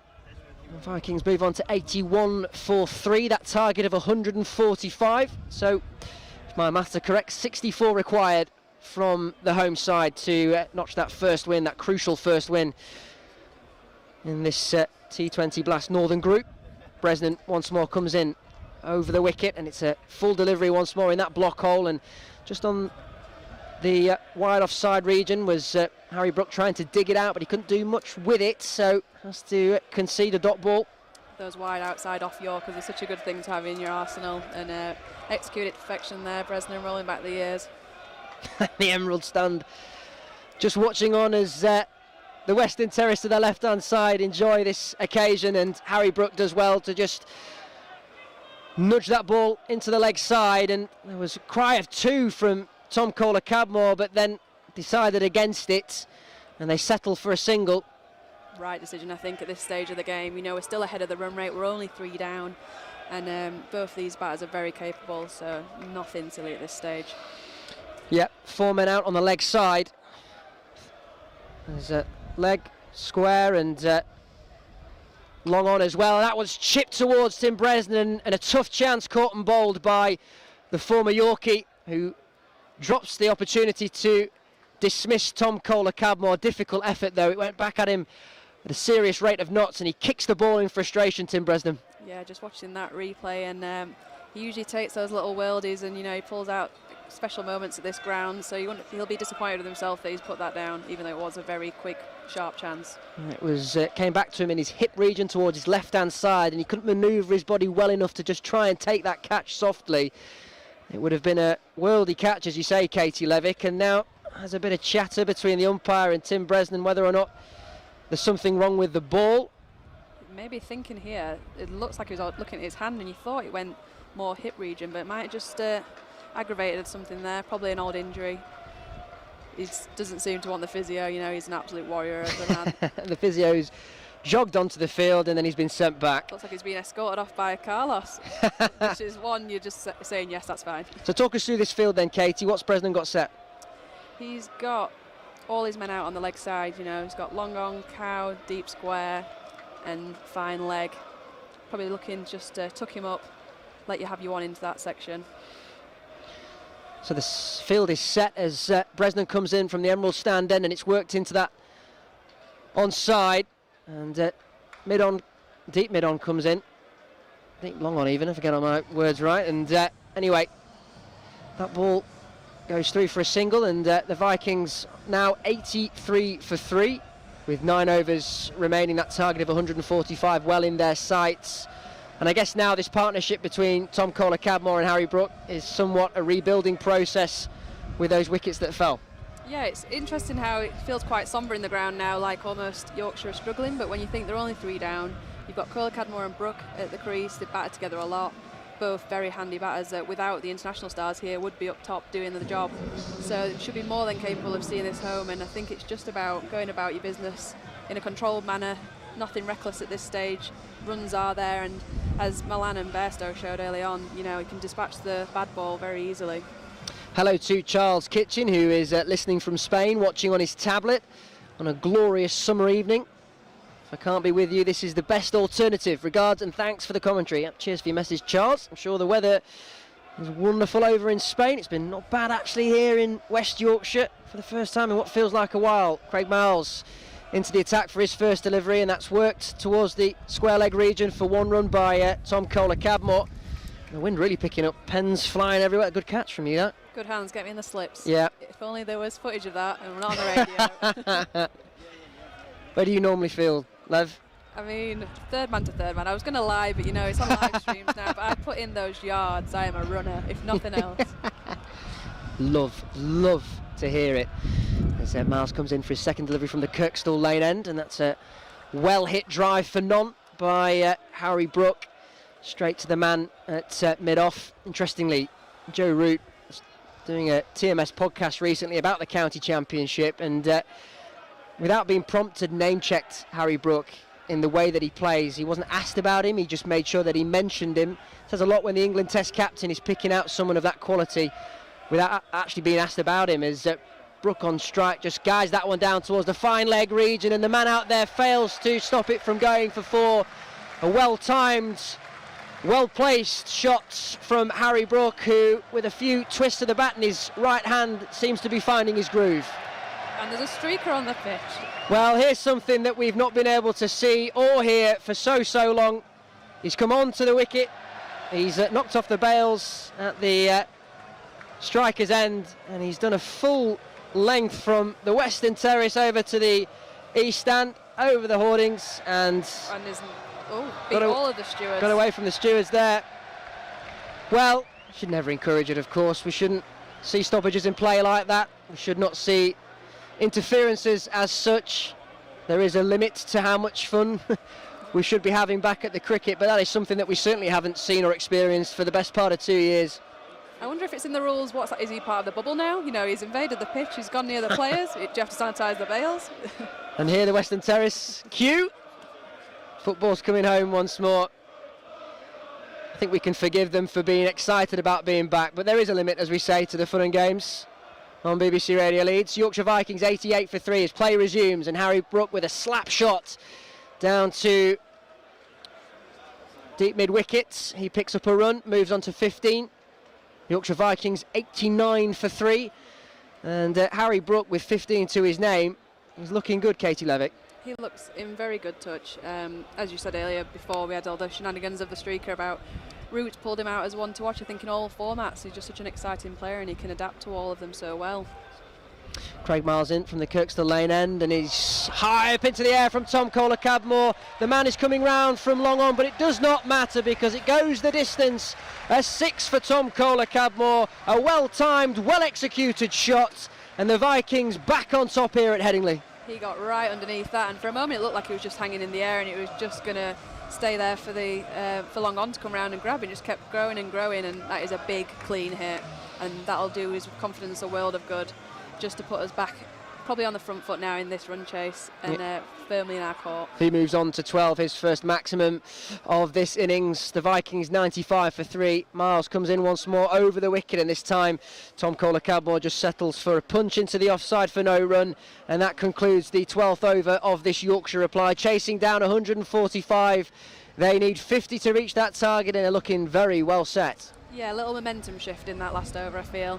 Especially that big six, Birmingham heads seem to have just dropped a little bit again. The crowd's found the voice again, and you think Yorkshire are firmly back in the driving seat, and you'd like to see these two young batters take us all the way home. Jangir pointed out the fact that it hadn't quite been TKC's season so far in the red ball format. I think Andrew Gale pointed it out that maybe he just needs to have that opportunity to play in the T20 competition, just to relax and play a format of the game that we know he is so destructive in, to build that confidence, as you say, and that was a shot of pure elegance. Yeah, this is his preferred format. I don't think that's any surprises to anyone, and maybe coming down the order today, having the big guns up top just took a little bit more pressure off him and has given him more open rein at this stage of the game. Carlos Brathwaite back into the attack from the Emerald stand end, and his first ball is a dot ball as Harry Brook, with a back foot cut, just guided it to the man at gully. No run. Vikings 95 for 3.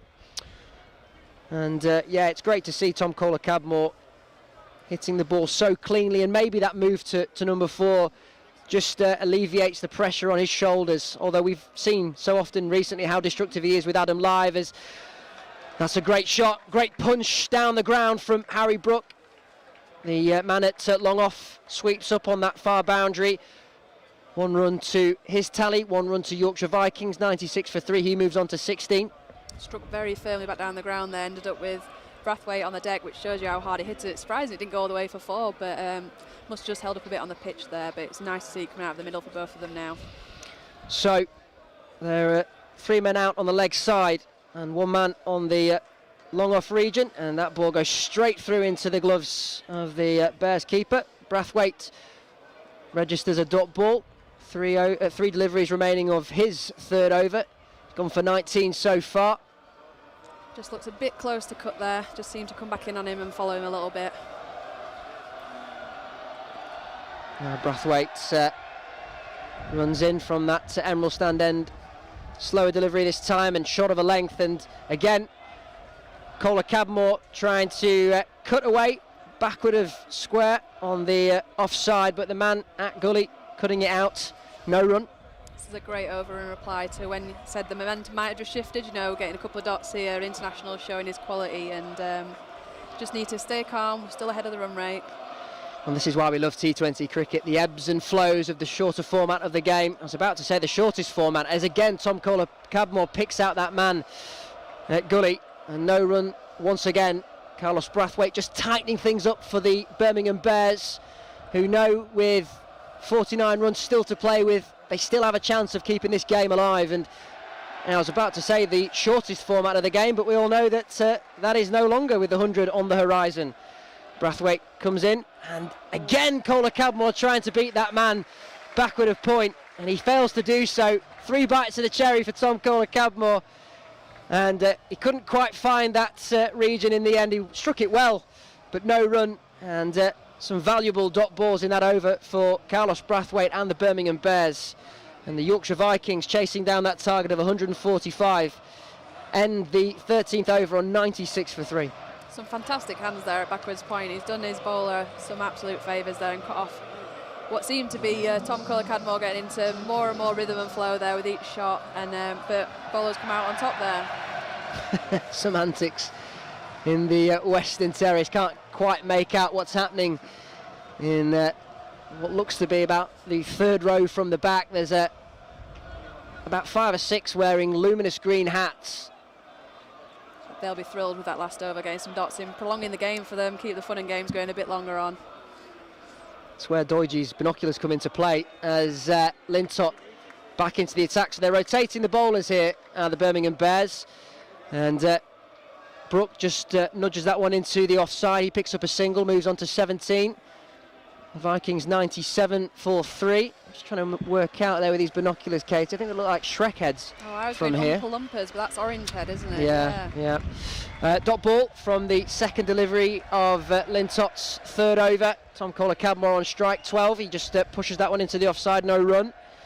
So that run rate is 7.28 for Yorkshire. That required rate is 7.2. So things have really tightened up for the Birmingham Bears, but I imagine the Vikings will be happy with the situation, Katie Levick, as Lintot's third delivery of the over goes for a wide. Pulled quite a loosener there, which is quite rare this far into the spell, but just want to be cautious of that creeping run rate and keep... Well, that might help things out, certainly, because that's a wonderful drive. Straight back down over the bowler's head for 4 runs from Tom Kohler-Cadmore. Struck that so cleanly. And that run rate, or that required run rate that Katie Levick talks about, alleviated somewhat with a wonderful stroke. I was going to say keep ticking with the singles, but that's a better way to do it. He moves on to 16. Lintott once more, and Kohler-Cadmore looks to go the distance, but the fielder in the deep might fancy his chances on the offside, but he fumbles his effort. It was a difficult one. He was reaching forward.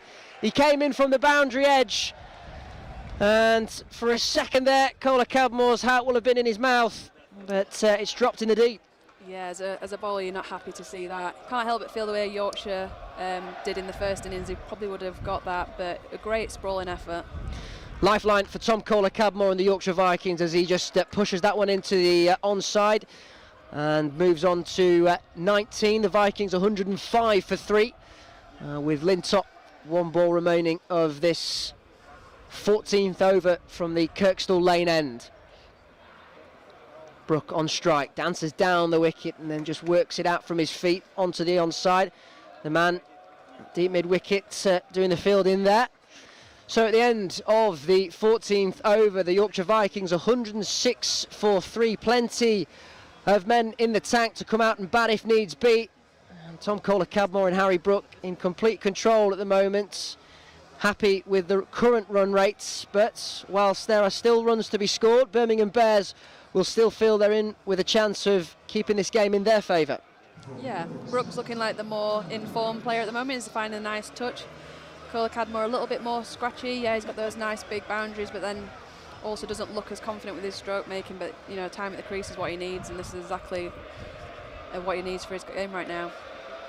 So, full toss from the man who comes into the attack, Briggs, and Harry Brook fires it straight back at him. There's a bit of fielding off his own bowling, actually, does Briggs, and I think he's hurt himself in the process, but he took the sting out of the tail of that shot and reduced it to just a single. So Kohler-Cadmore on strike, both him and Brook on 19. That's worked out to deep cover on the offside, and Kohler-Cadmore moves on to 20. The Yorkshire Vikings 108 for 3.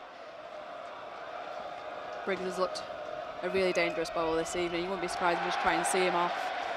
He bowls his third delivery, and that one's just squeezed onto the onside. They'll try and pick up 2 here with all men out on the boundary edge on that onside, and they do so comfortably in the end. There's a fumble in the field. Harry Brook moves on to 21. The Vikings 110 for 3. That target of 145 looking ever closer. It's little moments like that, little fumbles where you just relieve that pressure and you don't necessarily have the pressure to relieve at that stage, and you just hope it's swayed it in Yorkshire's favour. Brook once again dancing down the wicket, but he almost makes the shot that he wanted to play impossible. Almost yorked himself really, wide of off. No run. Brigg once again looking to get through his deliveries quickly, and there's a leading edge, but barely got off the floor. Brathwaite doing the field will conclude his 4th and final over from the Emerald stand end, and Harry Brook with a very calculated and constructed single down to the man at long on, and that sees Yorkshire Vikings move on to 111 for 3 at the end of the 15th over, just 5 runs ahead of where the Birmingham Bears were on 106 for 6 at that same point, but with 7 wickets in hand, the Vikings in a very, very promising position. As we hand over now to a change in the commentary position, Jonathan Doidge will be taking over.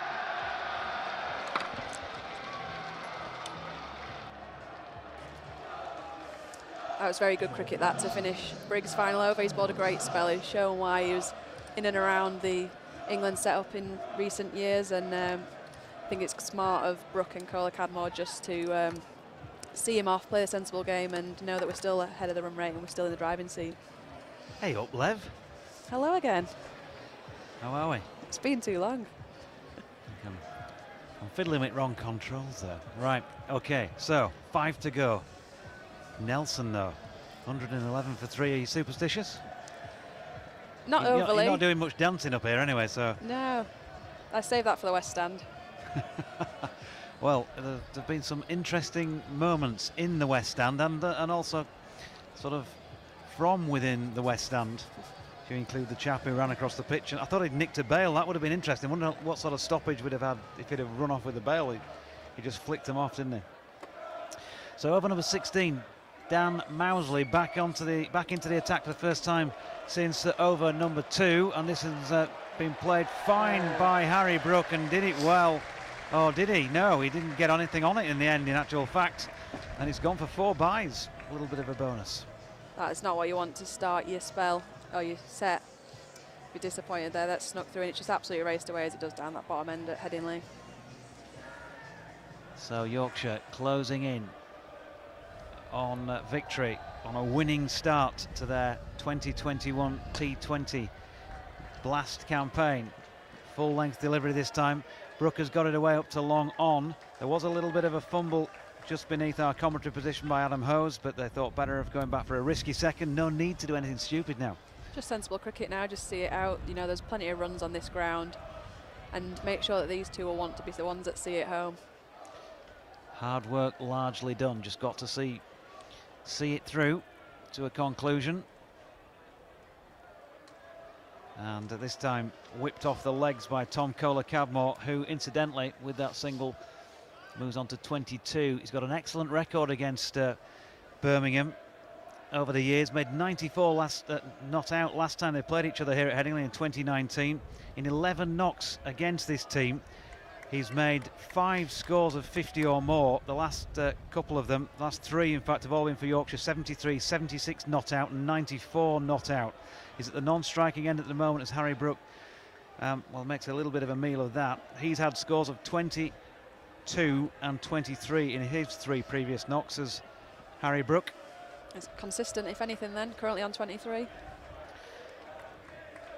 Yeah, so going well, doing a good job. 48 the partnership for this, the Yorkshire 4th wicket. Mousley in again, worked nicely square on the leg side by Brook. Single to him takes him to 24, 118 for 3. Just making it look very simple now, just picking up those singles, keeping it ticking, and just nothing silly, which is a lot easier to say up here than it is out there, but these two are more than capable. Tom Kohler Cadmore just tries to again whip that off the legs, but the ball followed him. Good piece of bowling last ball there by Mousley. 2 overs for 14 for him. Tidy enough really, but not tidy enough in the sense that he needs to take wickets to try and drag things back. In the context of the game, when you don't have that many runs on the board, you know, you're looking at your spinners to be your aggressive wicket-taking options, and yeah, he's had a decent little spell, but he'll be disappointed not to pick up some wickets. That's what he's there for. Well, in context, I suppose, when I say tidy enough, he's actually bowling at 7 and over, so slightly less than the run rate required by Yorkshire from the outset, but of course they've got that up anyway. 7.38 at the moment. They need less than 7 and over to win it. 4 overs left and 27 to win. Carlos Brathwaite's been a hero with the bat in hand in a World T20 final. Can he be a hero with the ball here for the Birmingham Bears? It'll be really interesting to see how these young 2 batters go against Brathwaite, whether they want to take him on and try and get this finished early doors, whether they give him some respect and see him off. I'm sure they'll be having a discussion about how quickly they want to get it over and done with, don't want to take it risky and down to the wire. Yorkshire still got their, if you like, appointed finisher to come in Will Frayne. He's the man due in next, and still the quality of the likes of David Willey, Jordan Thompson, Matthew Waite, Lockheed Ferguson, Adil Rasheed. This one's been lofted out to long on by Harry Brook, and Brathwaite does become a bit more of a hero in T20 cricket because he's struck with his first ball of the over, and Yorkshire have lost their 4th, and it's 118 for 4. he'll be really disappointed with that brook. It's such a pedestrian way to get out after he's looked so measured and calm throughout that and not played any risky shots, and then he's just slapped it straight to the fielder at long on, and he'll be disappointed in himself. But you know, he's done a little bit of a job there in the middle, and like you said, the batting pedigree, we've still got to come all the way down. You shouldn't be too worried still, even losing a wicket there. So 24 off 29 balls for Harry Brook, so strike rate of 82.76 in that knock. He's happy enough in the context of this game, even though he's behind the strike rate, 100 strike rate, which he probably would have wanted something in advance of, really. But playing to the match situation, I guess, doesn't matter too much if they see it through now. I mentioned Will Frayne, the finisher for Yorkshire. He's striding out right now. Can he live up to the name? You know, this is built for him now. Take his own Frayne. Frayne in his first match against Birmingham. Going to be at the non-striking endo to start with. After they crossed, here's Brathwaite to Kola Cadmo, who gets inside that. There's a super piece of fielding at point this time. A diving stop from Danny Briggs. Congratulated by Tim Bresnan for doing so. Something Bresnan's thinking, I wouldn't have got down to that one at this stage. Sam Hain, by the way, was the catcher out there in the deep of Harry Brook. Brathwaite again, big gaps on the leg side now. The field all set back, barring one, and Kola Cadmore just worked it that way, picked up a single. Thought about it and then thought better of it at this stage. Yeah. So conversation is going to take place here between skipper Will Rose and Carlos Brathwaite. Are we going to think about a fielding change here, Carlos? What do you think? What are we going to try and bowl for this delivery? So many changes within a 6-ball over in T20 cricket, Katie. Yeah, you've always got to be thinking, you've got to have your plans set for each individual player. You know, there's no time to rest on your laurels and think, oh, I'll have a ball and see how he does, give him one. You've got to be on it every ball in this format.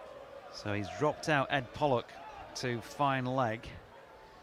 He's also got a mid-wicket on the boundary. He's now brought up the man on the one on the leg side to straight mid-wicket, very close in and walking in towards the batsman. And Will Frayne has a look at his first ball, plays it to Bresnan, who's inside the circle at a short third man.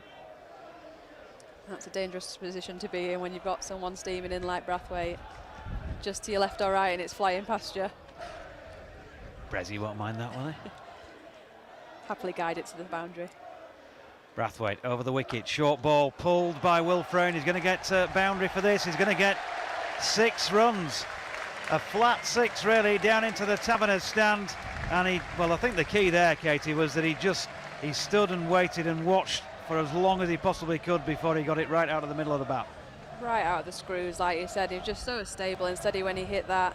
Nothing silly. You can tell, I think, Brathwaite wanted to try and induce that shot, bringing in the mid-wicket and try and get him out in a similar manner to Brook, but he just absolutely connected with that one. So 6 to Frayne, who pulls this next one. That's a lovely shot from Will Frayne. Short ball, he knew exactly where the fielders were, and he's pierced the gap of the 2 men back through the leg side, and he's 10 off 3. He does not need any balls as sight as by the looks of it. He's straight into it and straight onto it, and now I can understand why he's deemed the finisher. Hopefully he can continue that on and get us through to the end now, but that's just a massive over for Yorkshire despite the wicket. Massive momentum in our favour. So 129 for the loss of 4 now, Yorkshire, with 3 overs remaining. 22 for Kola Cadmore and 10 for Will Frayne in, well, the blink of an eye.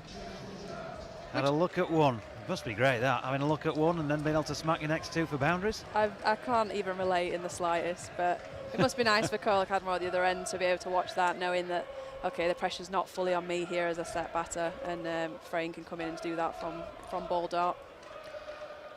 So Jake Lintop back into the attack from the Kirkstall Lane end. Kola Cadmore gets it through the covers. Brathwaite fails to make a clean stop, but they stick on 1. Just the 15 needed from 17 for Yorkshire. 4 overs, no maidens, 1 for 30, by the way, the final figures of Carlos Brathwaite.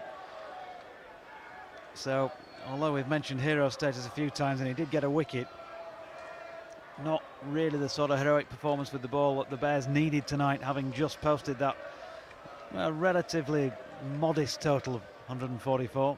Yeah, they needed some sort of superhuman performance today to defend this on the Headingley wicket by the looks of it. Here's Lintott, and plenty of spaces through the onside. The batsman nearly getting in a bit of a tangle. Frane's worked it up to long on, or ish long on. 3 men having to run quite a long way to try and get to that, and he gets back for 2. That pocket at Headingley can be such an easy 2 if you just pick it right. It looks like they just did then, despite the little will they won't they almost collision, but yeah, good running in the end. Yeah, good running and good placement from Will Frane, and I think partly he did right to not go through with that shot, didn't he? He just dropped it really towards the edge of the circle and fancied his chances and backed himself to get back for 2. He's hit this a little more firmly out to long off, and this time around to do the fielding is Adam Hose, and they have to stick on 1.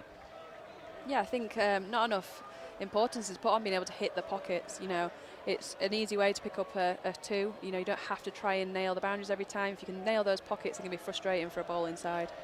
Lintott in, and that's been smashed a long way. Catch it, Katie Levick, because it's coming right down to our commentary position, and that is a wonderful cricket shot in any form of the game. The straight 6 by Tom Kohler-Cadmore, just over long on. 6 more to him, and we've talked about his great record against the Bears, and it continues. Hit that so cleanly, that was never in doubt of going anywhere other than right into my pocket. 29 for him, 6 more, that's all Yorkshire need here. Kohler-Cadmore content now to push this up to long off, where Hose fires it back in for the concession of 1. 30 for Kohler-Cadmore, 140 for 4, and Yorkshire getting off to a flying start in their T20 campaign of 2021. Will Frane want to finish it this over? Here's Lintott in, and that's hit firmly down the ground once again by Frane. There's a little bit of a fumble by Hose at long off, but they don't need to do anything stupid now. They've done all the hard work here. Frane finishes the over with a single, and 14 to him, 141 for 4. And the Western Terrace is in full voice again now. As you can just tell, it's just a matter of time before Yorkshire take this victory. It's been such a competent performance from them all the way back, and it's exactly what this Headingley crowd's been waiting for. Of course, next home game, the Vikings already selling next week's match here against the Leicestershire Foxes, Tuesday the 15th of June, a 6:30 start, and why wouldn't you want to come and watch it, having seen this team put in this performance first up tonight, limiting the opposition to just 144 for 8 with the ball, and then, well, unless something unbelievable happens in the next 12 deliveries, knocking them off. Tim Bresnan, could he be the Vikings' nemesis on this occasion? I mean, he's had unbelievable next to his name many a time in his career. Let's hope it's not on this occasion. 4 overs for 34, by the way, Lintott, without taking a wicket. Bresnan back into the attack here for the Bears, and bowling to Frane, who pushes it up to long on, and an easy single. 3 to win. Will Tom want to finish this himself here now? Or just do the sensible option and just nerdle it around? They've still got their outfielders. There's ones to be had. Just take us home. A 70-odd not out and a 90-odd not out in his last 2 games. Hasn't needed to score that many runs tonight, but another red inker. He's done his job. Won't do him any harm whatsoever. Here's Bresnan to Kohler-Cadmore, who gets an attempted Yorker from the old boy and opens the face, runs it out to point for a single. And certainly appreciated by the Western Terrace faithful, this Yorkshire innings with the bat. Although I'm not sure how many of them are actually facing the pitch right now. I think there are some lads like they're dressed up in jockey's silks, are they? Something like that, pink and blue quarters over there. Ah, okay, yeah. As well as next some in to some sort of peppers, maybe. Yeah, possibly. I'm not entirely sure, but it's a fancy dress party here as well this evening, as well as some fancy cricket shots. And here is Will Frane with one of those to finish it off for Yorkshire with a win in the first T20 Blast game of 2021. They're on the board with success, and a very easy win indeed in the end. against the Birmingham Bears. Yorkshire finishing on 147 for the loss of 4 wickets. Tom Kohler-Cadmore not out on 31, and Frayne finishing not out on 19. That unbroken 5th wicket partnership worth 29, and they've done it, Katie Levick, with 9 balls to spare and in fine style. Yeah, as soon as we dubbed Frayne the finisher, he certainly lived up to that name, and he came out and made it look easy there when you could have had a little wobble and could have got a bit touchy at the end. He's just gone home with a canter, and it's just what an advert for cricket tonight that's been. Yorkshire being complete all-round performance. I'll be very happy with that first game out. And when you look back at what they've achieved, with the ball, for example, 3 wickets in particular for Jordan Thompson, a couple of those caught and bowled. He showed, apart from with those 2 catches, what he can do in the field as well. And we've not seen him with the bat tonight, but we know he can do that too. I mean, he's just really launched himself in his last couple of years as an all-rounder to follow in all 3 formats, I guess. Yeah, I mean, the build-up to this game has obviously been all dominated by the internationals we've got in the ranks. You've got Bairstow and Milan, really box office, and Rasheed. But Waite and Thompson, the ones that came away with really key wickets today, and they've shown that this Yorkshire domestic setup has a lot of depth, and we don't rely on the internationals necessarily, and it's putting us in a really good position for the rest of the tournament. Yeah, the lads going through the elbow bumps, handshakes, whatever they are these days, all socially distanced-ish, of course. And the crowd starts to drift away, but it's been great to have people back in. A superb atmosphere here as well, and the key thing has been that Yorkshire, who, let's be perfectly honest about it, have disappointed so often in this form of the game. There's a long way to go yet, and you don't want to get too carried away, but it's been pretty comfortable tonight, and they've got the likes of Johnny Bairstow, Dawid Malan and Adil Rasheed for another 4 matches here. They'll want to build some momentum from this and take maximum points if they can from those first 5 to really, kick-start this campaign. Absolutely. I mean, when you've got those players in your ranks, you've almost got the potential for banana skin first up, where there's so much expectation on them, on top of the expectation from a Yorkshire fan base, and the fact that we've not had any white ball silverware for so long, but they've just come out there and just been absolutely clinical, and they've showed